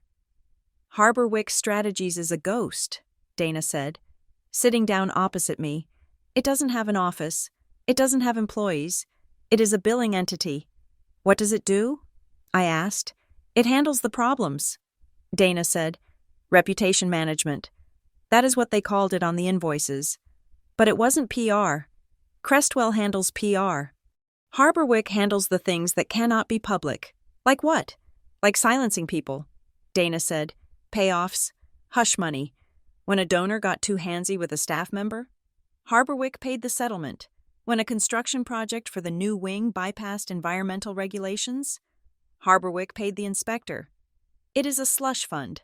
Vivian, but it is funded by charitable donations. And the settlement account? I asked. The one with my name on it? Dana flinched. I don't know the details of that one, she said. That was before my time as head accountant. But I saw the reference once. It was flagged as legacy. Every time I asked about it, Gordon told me it was a closed matter, a personal trust. It is not a trust, I said. It is a bribe. Dana looked down at her tea. Vivian, she said, the reason I quit wasn't just the fraud. It was the fear. Gordon isn't the only one running this. He has partners, silent partners, men who don't come to the galas. When I started asking questions about Harborwick, my tires were slashed. My dog disappeared for 2 days. She looked up at me. They will not stop because you filed a petition. She said, they will only stop when they are exposed. But you have to be careful.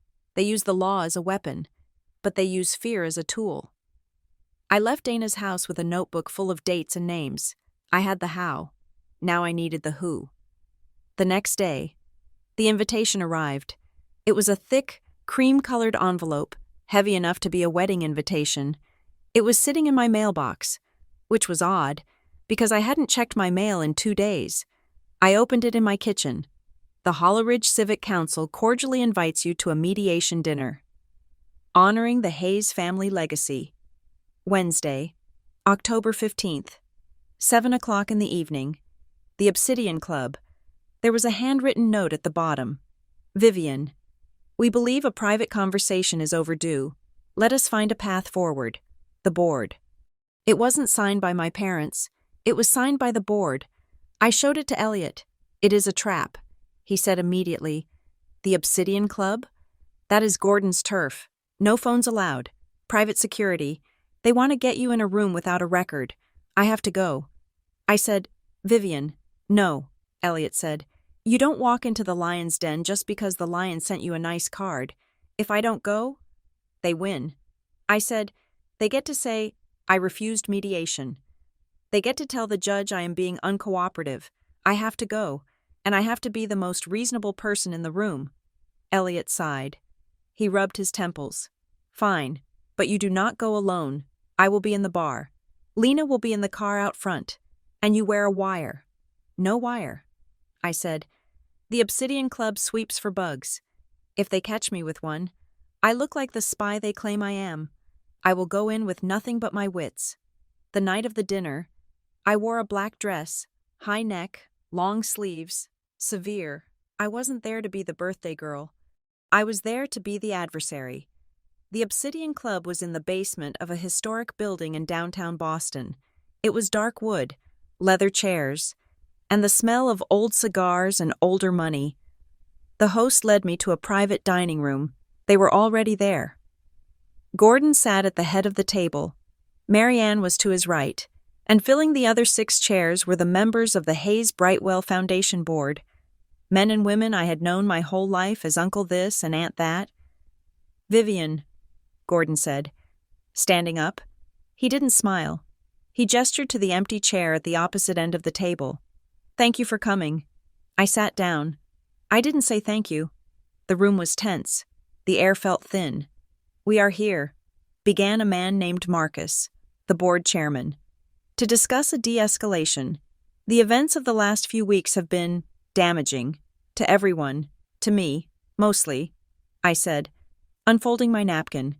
We understand you are hurt, Marcus said, his voice patronizingly smooth. But filing petitions? Harassing former employees? This is not the way. Vivian, this is dangerous. Dangerous for whom? I asked. Gordon leaned forward. His eyes were cold, hard flints, emotionally dangerous. Vivian, he said, for you, we are worried about your mental state.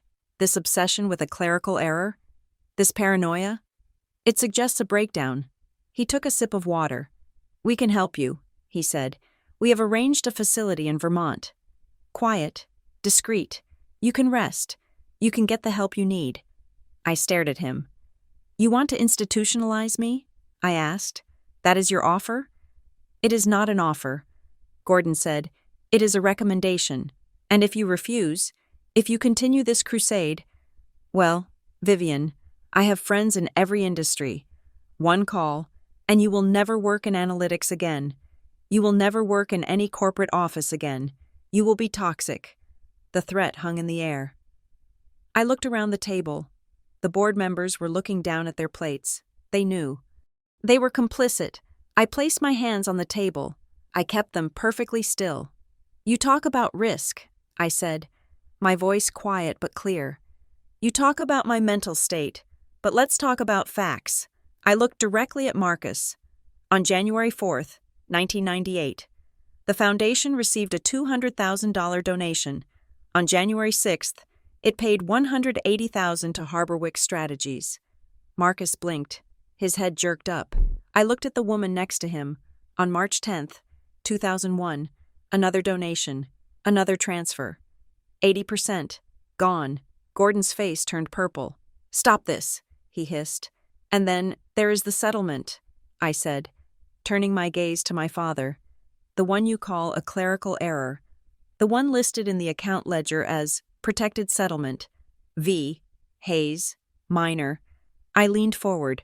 Why is my name in your sealed documents? Dad? The room went silent.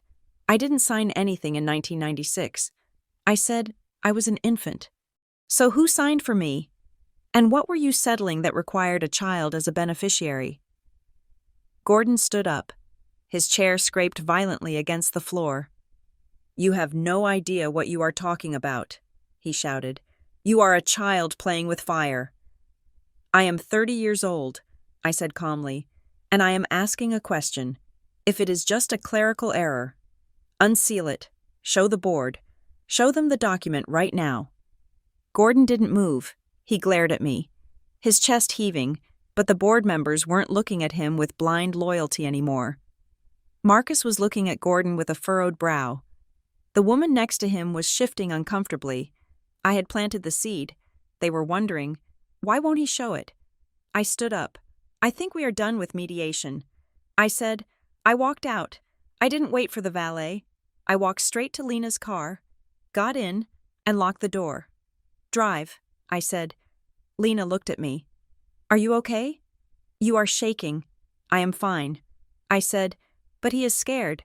I saw it. He is terrified. When I got back to my apartment building, it was midnight. I was exhausted. I just wanted to sleep. I walked into the lobby. The doorman, a nice guy named Ralph, wasn't at the desk. That was unusual. I went to the mailroom. I needed to check if there were any more letters from the court. My mailbox was open, not just unlocked, pried open. The metal latch was twisted. I looked inside. It was empty. I felt a cold shiver run down my back. I went to the security desk. Ralph was coming out of the back office, looking flustered. Ralph? I said, my mailbox. Someone broke into it. I know. Ms. Hayes, Ralph said, I am so sorry. I was in the bathroom for 5 minutes. When I came back, I saw it. I need to see the footage. I said. Ralph looked down. That is the thing. He said, the system it glitched. From 11:45 to midnight. The cameras were down. I stared at him. Glitched? I repeated. On the exact night I was at a dinner with my parents? I am calling the tech guy tomorrow, Ralph said. I am really sorry. I went up to my apartment. I locked the door. I shoved a chair under the handle. I called Noah. The cameras didn't glitch. Noah said when I told him, someone jammed them, or someone paid Ralph to look the other way.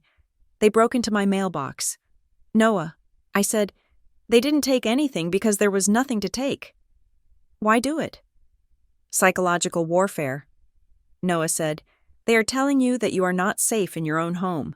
They are testing to see if you will break. If you will run, I am not running, I whispered. 2 days later, the other shoe dropped. I was technically on leave from Northgate, but I still had my company email on my phone.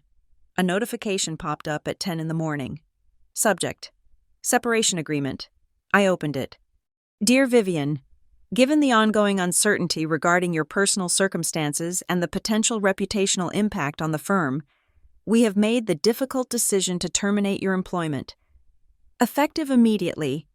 Attached is a separation package.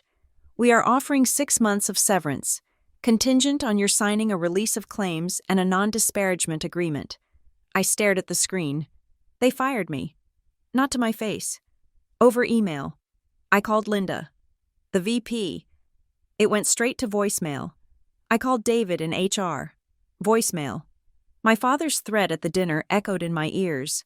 One call, and you will never work in analytics again. He had made the call. I sat on my couch. The apartment was quiet. I had no job. I had no income coming in after this severance check, if I even signed it. I had a legal bill that was growing by the thousands. They were squeezing me. They were cutting off the air supply. I looked at the separation agreement. It was generous. 6 months of salary. It would pay the rent. It would pay Elliot. But it was blood money. It was surrender. I closed the laptop. I went to the closet.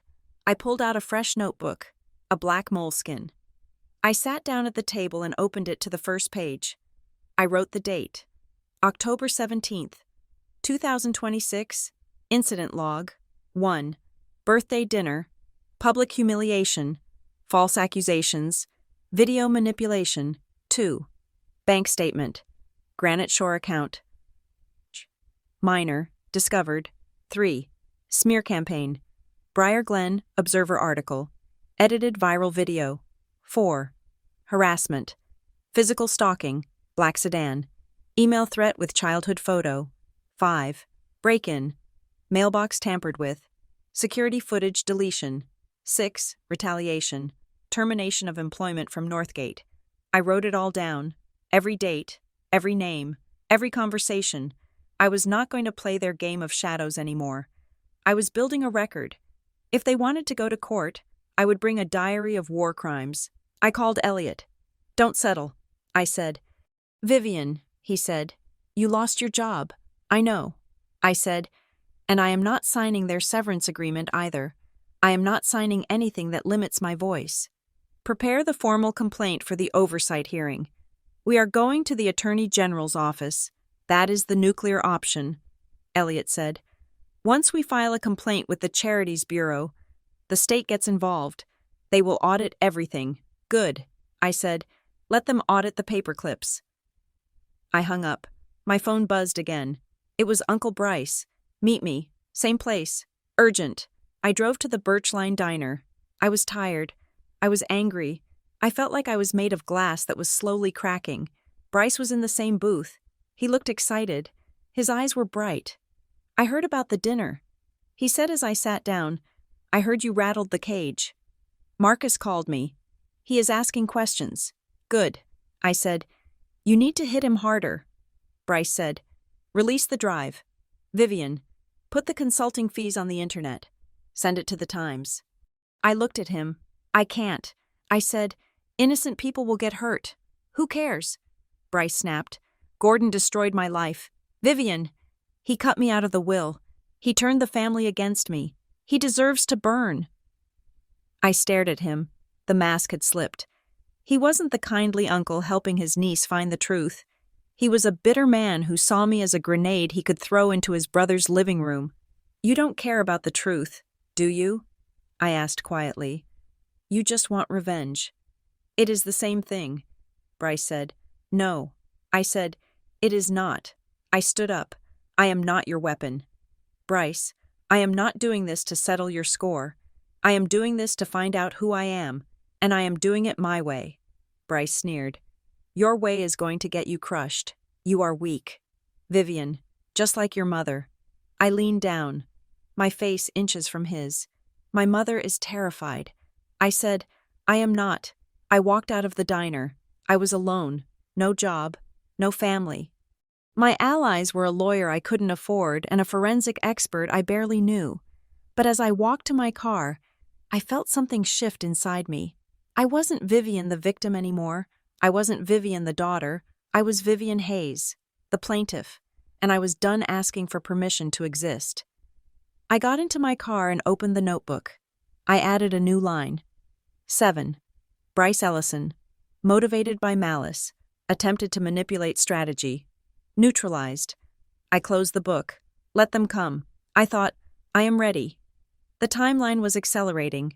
I could feel it in the way Elliot paced his small office, the way Lena checked the rearview mirror 3 times before parking, and the way the silence in my own apartment felt less like peace and more like the holding of breath before a scream.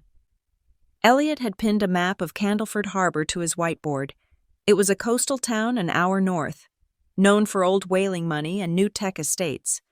"The annual Hayes Brightwell Gala is in 10 days, Elliot said, tapping the map with a marker. "This is their Super Bowl. Vivian, every major donor in New England will be there. The governor usually attends. And?" I asked from the leather chair in the corner. I had traded my business suits for jeans and sweaters. I wasn't going to an office anymore. I was going to war. "And," Elliot continued, "under state law, charitable organizations must file an updated solvency disclosure 3 days before any major fundraising event where ticket prices exceed $5,000. They have to prove they are not operating in the red while asking for more cash. They will fudge the numbers." I said, "They always do." "Maybe," Elliot said, "but I did some digging into public filings. Gordon has been having very quiet, very urgent meetings with Marrowgate Capital." I frowned. Marrowgate was a lender of last resort. They were the people you went to when the bank said no and the sharks said maybe. "Why does a foundation with $50 million in assets need a predatory lender?" I asked. "Because the assets might not be there," Elliot said grimly. "Or they are tied up." My theory? "The disowning wasn't just about punishment. It was a firewall." "Explain." If Gordon defaults on a loan to Marrowgate, they come after everything. If you are a named beneficiary on the family trust, your assets could technically be leveraged or claimed in a restructuring. By disowning you publicly, legally severing the tie, he wasn't just cutting you off, he was cutting you loose so you wouldn't be a liability on his balance sheet, or he was protecting you from his creditors. I laughed. A harsh sound. Protecting me? Gordon doesn't protect anyone but himself. It is a theory. Elliot admitted, but the timing tracks. He is desperate for liquidity, and desperate men make mistakes. My phone buzzed. It was Noah. Come to the loft. The text read, I have the smoking gun. I drove to the Seaport District. Noah was waiting for me, his screens glowing with lines of code. He pulled up the video file, the one of my birthday dinner that had gone viral. I found the source, Noah said, not the blog, the editor. He pointed to a string of metadata. The video file was exported from a workstation licensed to Crestwell Public Relations. Noah said, specifically, a user named admin_SV, Sarah Vance. I said, the woman with the clipboard. Exactly, Noah said, but here's the kicker. I found a draft folder on an unsecured cloud server they used for transfer. They didn't just edit the video after the fact. Vivian, they had a storyboard. He clicked a file. It was a PDF dated 2 days before my birthday.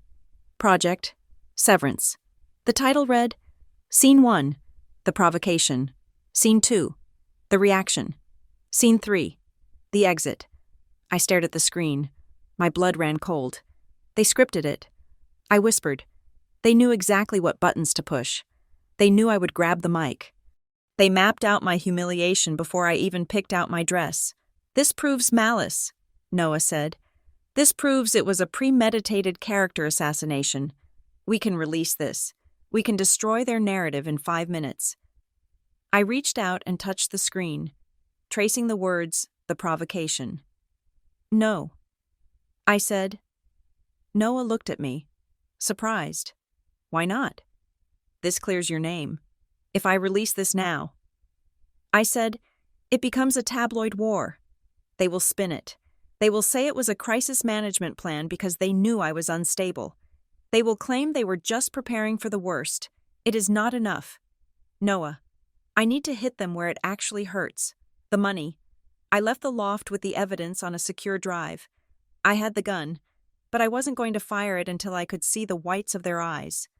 The next morning, I had a meeting that Elliot had advised against. Julian Thorne was a donor liaison for the foundation. He was a man who specialized in whispering into the ears of wealthy widows and guilt-ridden CEOs. I had known him for years. He had always been kind to me, in a distant, professional way. He agreed to meet me at a park bench in the public garden. It was public, open, and impossible to record audio clearly with the wind. He looked nervous. He kept checking his watch. Vivian, he said, not standing to greet me. You shouldn't be here. You agreed to meet. Julian, I said, sitting down but leaving a foot of space between us. Because I wanted to tell you to stop. He said, you are making people nervous. Good, I said. Who is nervous? Everyone. Julian said, the board, the staff, the donors. What do the donors know? I asked. They know something is wrong. Julian said, lowering his voice. The gala is next week, and usually, the checkbooks are already open. This year, people are hesitating. There are rumors. Vivian, rumors that the endowment is hollow, that the scholarship fund is raiding the principal to pay operating costs. And what do they need to stop hesitating? I asked. Julian looked at me. His eyes were sad. They need a reason to leave, he said. These people, they move in a herd. No one wants to be the first to pull funding. It looks disloyal. It looks like they don't trust the Hayes name. But if someone from the inside, someone credible, were to confirm the fraud, the herd would stampede for the exits. You want me to be the whistleblower? I said, I am not asking you to do anything, Julian said. Standing up, I am just telling you the climate. If you speak, they will listen. But if you speak, You will never be allowed in polite society again. You will be the woman who killed the charity." He walked away, buttoning his coat against the wind. I sat there for a long time. The woman who killed the charity. It was a heavy title, but the charity was already dead. It was a corpse painted with gold leaf, and my parents were charging admission to see it. That night, the phone rang at 2 a.m. I was awake, reading over the incident log in my notebook. I looked at the caller ID. Mom. I hesitated. Every time I talked to her, I felt like I was losing a piece of myself, but I answered. Vivian? Her voice was unrecognizable. It was cracked, thin, stripped of all the polish and steel. She sounded like she had been crying for hours. Mom, I said, you have to stop, she whispered. Please, you have to stop digging. Is this another threat? I asked, my grip tightening on the phone. Because I am done with threats. Marianne, no, she sobbed. It was a shocking sound. My mother did not sob. She wept elegantly, if necessary. This was a raw, ugly sound. No threat. I am begging you, Gordon. He is not in control. Vivian, you think he is the monster, but he isn't. He is the pet. What are you talking about? The file, she said. The legacy file. It is not just accounting. Vivian, it is leverage. There are men, partners. They have been bleeding him for years. Harborwick isn't just a slush fund. It is a payment plan. If we stop paying, they release the documents. They ruin us. So you disowned me to save money? I asked. To pay the blackmailers? We disowned you to get you off the board, she cried. As long as you were a beneficiary, you were a target. They could use you. They could threaten you to get to Gordon. We had to cut you loose to remove the hostage. I sat up in bed. Remove the hostage. It was a twisted, sick logic. But it sounded like something my father would rationalize. I will destroy her reputation to save her life. Mom, I said, my voice shaking, if you are being blackmailed, go to the FBI. Go to the police. We can't, she whispered. The things in that file. It is prison. Vivian, for your father, for me, for everyone. So you would rather destroy me than face the consequences of what you did? I asked. Silence. I love you. Vivian, she whispered. Please, just take the money. Go away. Be safe. She hung up. I stared at the wall. I believed her fear. It was visceral, but I did not accept her logic. They had sacrificed me to save themselves. They had thrown me to the wolves so the wolves wouldn't come into the house. That wasn't love. That was survival. I realized then that I couldn't save them. I could acknowledge their fear. I could feel pity for their trap, but I could not climb into the cage with them just to make them feel better. The next morning, I called Elliot, set up the meeting. I said, with the oversight office. Are you sure? Elliot asked. Once we ring this bell, you can't unring it, I am sure. The meeting took place in a windowless conference room in a government building in downtown Boston. The investigator was a woman named Agent Miller. She wore a gray suit and had the kind of face that gave nothing away. Elliot sat next to me. Ms. Hayes, Agent Miller said, opening a file. Your attorney says you have evidence of systemic malfeasance at the Hayes Brightwell Foundation. I do. I said, I need you to understand something before you hand anything over. She said, the Massbridge Office of Charitable Oversight is not a private mediator. We are a law enforcement agency. If you give us this evidence, we open an investigation. We will subpoena records. We will interview staff. We will freeze assets. I understand. I said, and, she continued, leaning forward, if we find that you were involved, or that you benefited from these funds knowingly, you could be implicated. Being the whistleblower does not grant you total immunity if you were part of the scheme. I wasn't. I said, I was the scapegoat. Agent Miller looked at me for a long moment. Okay, she said, what do you have? I reached into my bag, but before I could pull out the drive, my phone buzzed. It was an email, a high-priority notification. I looked at it. Official notice of civil complaint. My heart stopped. I opened the attachment. Plaintiff. Gordon Hayes, trustee of the Hayes Brightwell Foundation. Defendant. Vivian Hayes. Complaint. Theft of proprietary materials, industrial espionage, and breach of fiduciary duty. Gordon had sued me. He is accusing me of stealing the documents. I said, showing the phone to Elliot. He is flipping the script. He is saying I am a thief. Elliot scanned the document. His face went pale. He is smart. Elliot said, if you hand over stolen documents to the authorities, he can move to have them suppressed as fruit of a poisonous tree in civil court. He is trying to delegitimize your evidence before you can use it. Agent Miller watched us. Is there a problem? She asked. My father just sued me for theft. I said. Agent Miller tapped her pen on the table. That complicates things, she said. If you give me those materials now, he will claim you are fencing stolen property to a government agency. I looked at the drive in my hand. It felt heavy. If I kept it, I was hiding evidence. If I gave it to her, I was confirming the theft. I took a breath. I am not fencing anything. I said, I am surrendering evidence of a crime that was entrusted to me by a family member who feared for the integrity of the organization. I placed the drive on the table. I am not asking for a reward. I said, I am not asking for immunity. I am turning over materials that show a pattern of fraud. If my father wants to sue me for theft, let him, but he will have to explain to a judge why the things I stole prove he is a criminal. Agent Miller smiled. It was a very small, very dry smile. She picked up the drive. We will verify the contents, she said, if what you say is true. Ms. Hayes, your father's lawsuit will be the least of his problems. I walked out of the building feeling lighter, but also exposed. I had crossed the Rubicon. There was no going back to the birthday dinners now. 2 days later, the tension broke. I was at Lena's apartment, helping her organize her bookshelf because I couldn't sit still in my own home. There was a knock on the door. I froze. Lena looked at me. I will get it, she said. She opened the door. A man in a dark suit stood there. He wasn't a process server.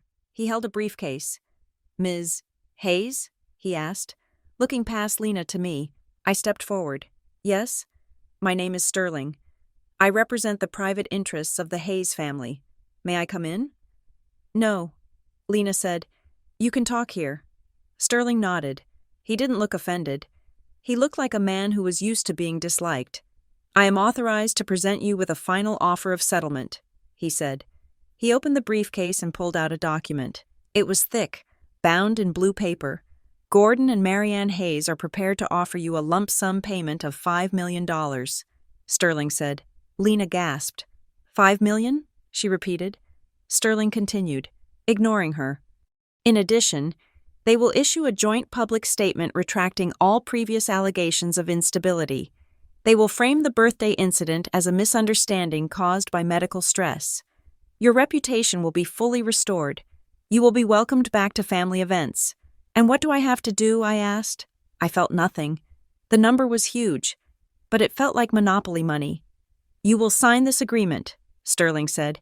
It stipulates that you permanently waive any claim to the account known as the Granite Shore Settlement.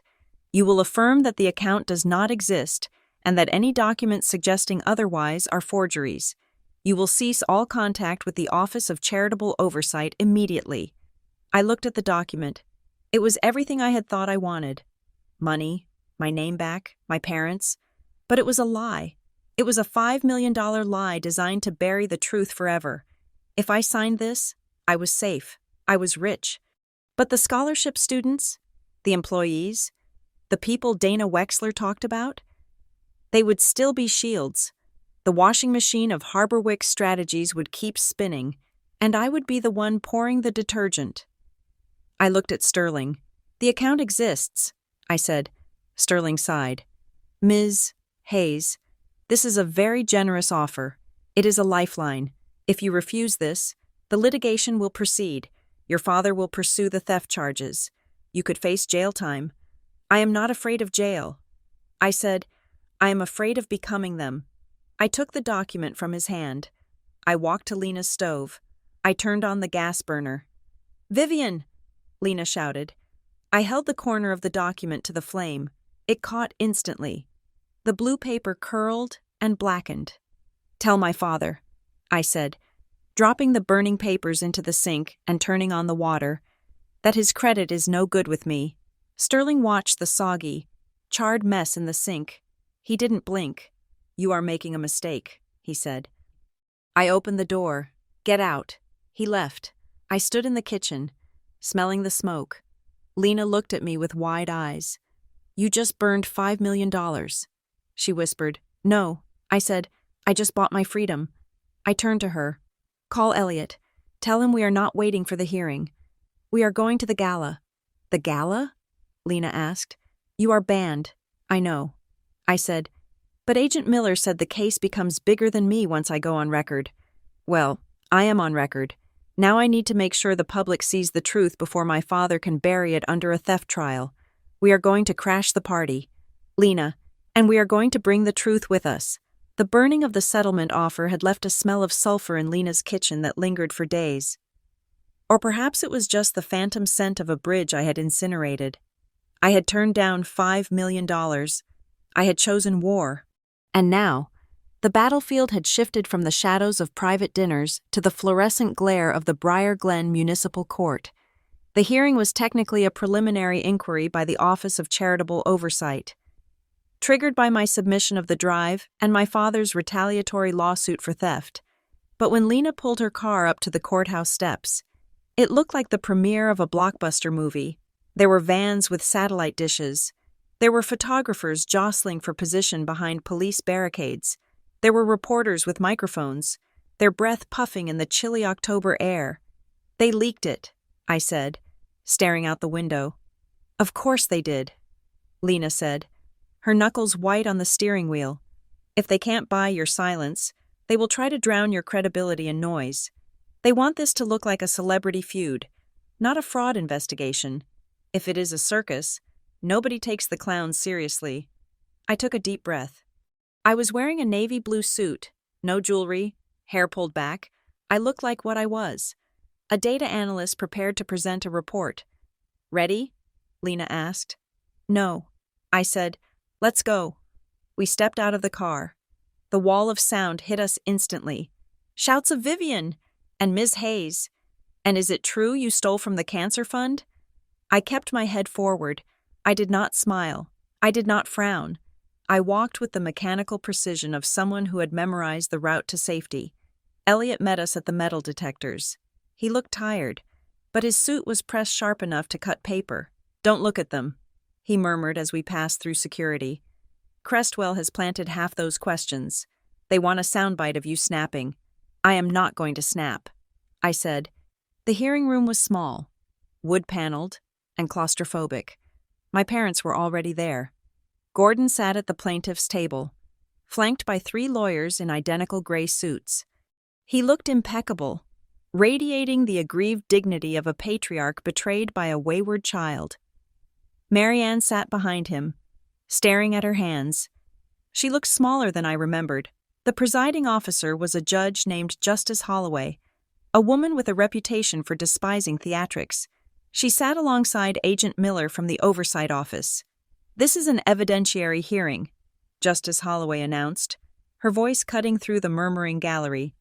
"We are here to determine the validity of the evidence submitted by Ms. Hayes regarding the Hayes-Brightwell Foundation, and to address the counterclaims of theft raised by Mr. Hayes. This is not a soap opera. I will clear this courtroom at the first sign of an outburst." She looked directly at me, then she looked at Gordon. "Ms. Hayes, you may take the stand." I walked to the witness box. I swore to tell the truth. I sat down. For the first 20 minutes, Gordon's lawyer, a man with a voice like oiled gravel, tried to dismantle me. He asked about my therapy sessions in college. He asked about my spending habits. He asked if I had ever felt jealous of the foundation's success. I answered every question with a simple yes or no. I did not elaborate. I did not get angry. Then, it was Elliot's turn. "Vivian," Elliot said, standing at the podium, "why did you remove documents from the storage unit rented by your uncle?" Because I found evidence of a discrepancy between the Foundation's public tax filings and its internal ledgers. I said, "Can you be specific?" "Yes." I said, "I opened the black notebook I had brought with me. I did not look at my parents. On January 4th, 1998, a donation of $200,000 was received. On January 6th, $180,000 was transferred to a vendor known as Harborwick Strategies." I looked up at the judge.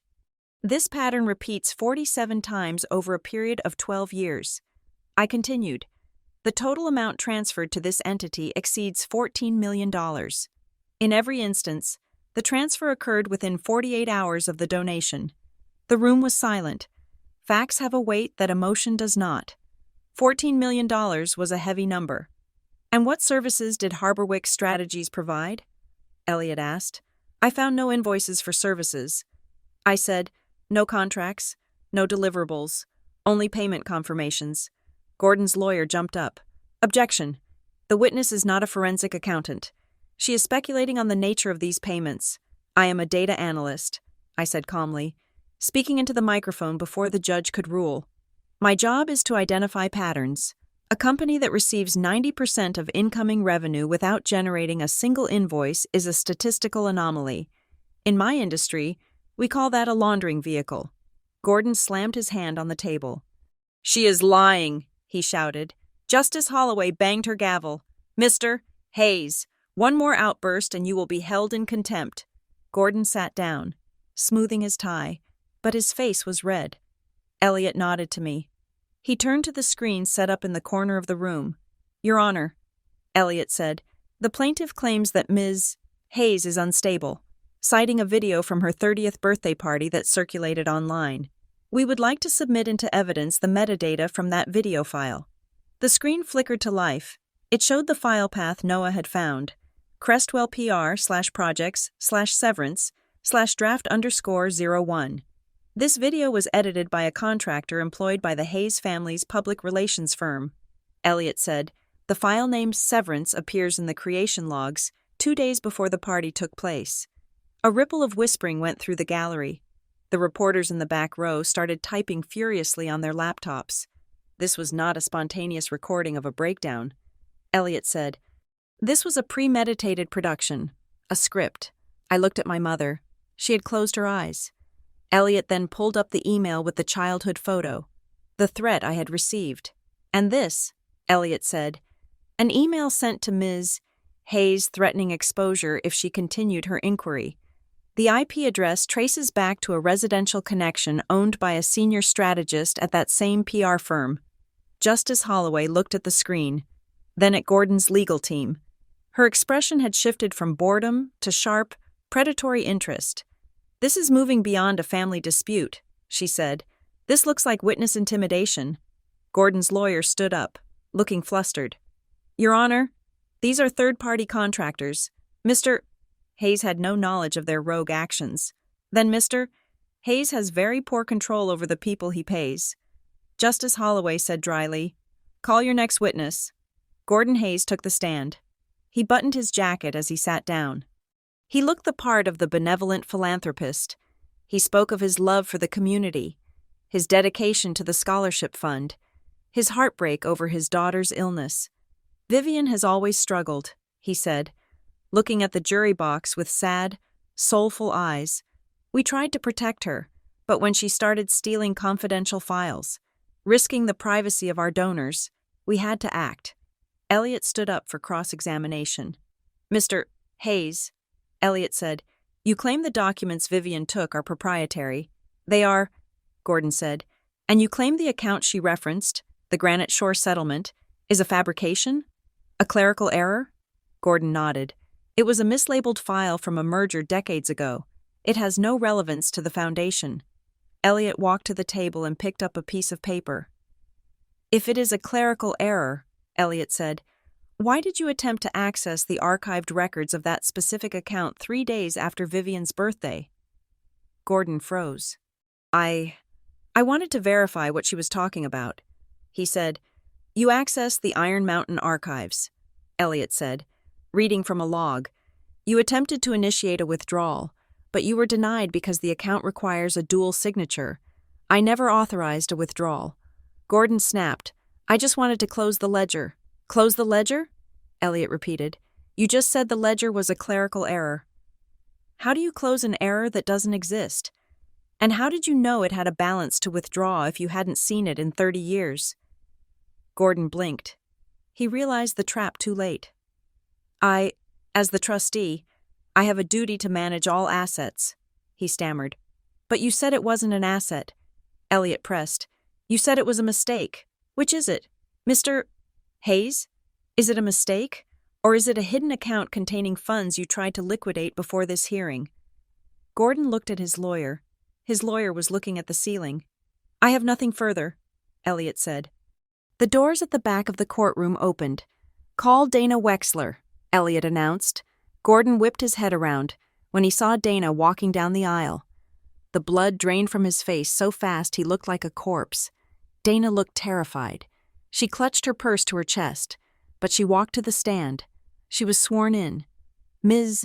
Wexler, Elliot said gently, you were the head accountant for the Hayes Brightwell Foundation from 2004 to 2010. I was, Dana said. Her voice was small. Why did you leave? Dana took a breath. She looked at me. I gave her a small nod. I left because I was asked to process payments that had no documentation. She said, Payments to whom? Harborwick Strategies. Dana said, Did you ask Mr. Hayes about these payments? Yes, Dana said. And what did he say? He told me that if I wanted to keep my pension, I would stop asking questions. He told me that Harborwick was the price of doing business. And she paused. And what? Elliot asked. He told me that everyone has a price, Dana said, and that if I became a liability, he would find mine. The courtroom was deadly quiet. This wasn't a disgruntled daughter. This was a boring, middle-aged bookkeeper confirming the existence of a slush fund. Thank you, Miss Wexler, Elliot said. The judge looked at the defense table. Do you have any questions for this witness? Gordon's lawyer shook his head. He knew better. Attacking Dana would only make them look like bullies. There was one witness left. Call Marianne Hayes, Elliot said. My mother stood up. She walked to the stand with a strange, floating grace.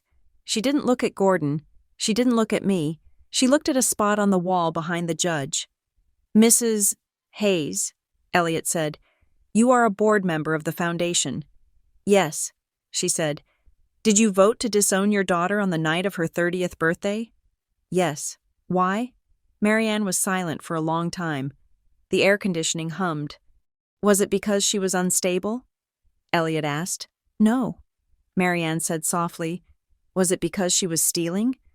No. Then why? Marianne turned her head. She looked directly at Gordon.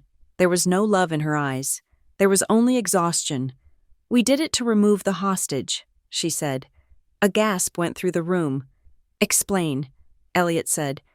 There were pressures, Marianne said, her voice gaining a little strength. External partners. They were using Vivian's status as a beneficiary to threaten the board. They implied that if we didn't increase the transfers to Harborwick, Vivian might suffer an accident, or that she might be implicated in the fraud. She looked at me. We disowned her to sever the legal tie. She said, it was a strategic isolation. If she wasn't a Hayes on paper, she wasn't a lever they could pull. We destroyed her reputation to save her life. I sat there, frozen, hearing it in a courtroom, under oath, made it real in a way the phone call hadn't. It was a confession of monstrous love. Gordon put his head in his hands. Justice Holloway leaned forward. Mrs. Hayes, are you admitting that the foundation was engaged in payments to extortionists? Marianne nodded. Yes, Your Honor. For 20 years. The gavel banged. The hearing is recessed. Justice Holloway announced, Agent Miller, I am ordering the immediate seizure of all Hayes Brightwell assets. The scope of this inquiry is now expanded to include criminal conspiracy and extortion. Pandemonium broke out. Reporters were shouting into their phones. I saw the foundation board members in the gallery scrambling for the exits, their phones already to their ears. Donors. They were calling their bankers. The herd was stampeding. I stood up. I felt dizzy. Elliot grabbed my arm. "We did it," he said. I looked at my parents. Gordon was arguing with his lawyers. Marianne was sitting alone in the witness box, looking like a statue that had finally toppled. I walked out of the courtroom. The hallway was chaotic. But in the middle of the chaos, a man was waiting for me. He was tall, wearing a suit that cost more than my car. He had the sleek, predatory look of a deep-sea creature. "Ms. Hayes," he said, stepping into my path. "Who are you?" I asked. "I am with Marrowgate Capital," he said. His voice was smooth oil. "I know who you are," I said. "You are the sharks my father tried to borrow money from. We are solution providers," he corrected, "and we have a solution for you." He lowered his voice. "The blast radius of what just happened in there is going to be wide. Ms. Hayes, your parents are going to prison. The assets will be frozen for years. But there is still the matter of the beneficiary claim. What about it? If you sign your rights over to us, privately, right now, we can ensure you disappear. New identity, a comfortable account in Zurich. You walk away from the wreckage. Why would you do that?" I asked. "Because we have an interest in the Granite Shore settlement," he said, "and we prefer to handle our assets quietly." I looked at him. I looked at the door to the courtroom where my family had just imploded. "I am not running," I said, "and I am not signing." He smiled. But it wasn't a nice smile. "Suit yourself," he said. "But the truth is a heavy thing to carry alone. Vivian," he turned and walked away. Disappearing into the crowd of reporters, I went back inside. The judge had returned. Justice Holloway held a file in her hand. In light of the testimony regarding the Granite Shore account, she said, "The court has ordered an emergency unsealing of the records held by Iron Mountain to determine the origin of the funds in question." She opened the file. The room went silent again. Everyone wanted to know. How much was in the secret account? 50 million? 100? Justice Holloway frowned. She flipped a page, then another. "This is unexpected," she said. "What is it, Your Honor?" Elliot asked. "According to these records," Justice Holloway said, "the account established in 1996 for the beneficiary VOH was indeed funded with a settlement of $10 million. She looked up. "But the balance is zero." "Zero?" Gordon shouted, standing up. "That's impossible. It was never touched. The records show a single transfer," Justice Holloway said, "executed 3 weeks after the account was opened. The entire balance was moved to an untraceable offshore trust." She looked at me. "Ms. Hayes, did you authorize this transfer?" I was an infant. "Your Honor." I said. "Then who did?" Gordon demanded. He looked wild. He looked like a man who had realized the floor he was standing on had never been there. "The signature on the transfer is illegible," Justice Holloway said, "but it was authorized by a power of attorney granting control to a third party." She held up the document. "The name of the trustee is redacted in the bank's copy," she said. "But the money is gone. It has been gone for 30 years. I stared at the empty space on the document where the name should have been. My parents had spent 30 years protecting a vault that was already empty. They had been blackmailed over a pot of gold that someone else had stolen while I was still in diapers. "Who?" I whispered. Gordon was shouting again. Marianne was weeping. The reporters were frenzied, but I stood still in the center of the storm. V.H. Vivian Hayes. But as I looked at the date of the transfer, October 31st, 1996, a chill went through me. That was the day my grandfather died. The man who started the business, the man everyone said was a saint. The money didn't vanish. It was moved, and whoever moved it was still out there, watching us burn each other down over the ashes. I turned to Elliot. "It isn't over," I said. Elliot looked at the empty ledger. "No," he said, "it is just beginning." I walked out of the courthouse, past the cameras, past the shouting questions. I walked down the steps to where Lena was waiting. "Did we win?" she asked. "We survived," I said. I looked up at the sky. It was gray and heavy with rain. The truth had set me free from my parents, but it had tethered me to a new mystery, a $10 million ghost, and I was going to hunt it down. Thank you for listening to this episode of Revenge Stories. I hope Vivian's journey kept you on the edge of your seat. This story of betrayal, family secrets, and the quest for truth is far from over. I would love to know where you are listening from. Please leave a comment below with your city or country. And if you enjoyed the drama, make sure to subscribe to Revenge Stories so you don't miss the next chapter. Share your thoughts in English. Who do you think stole the money? I read every comment and can't wait to hear your theories. Until next time.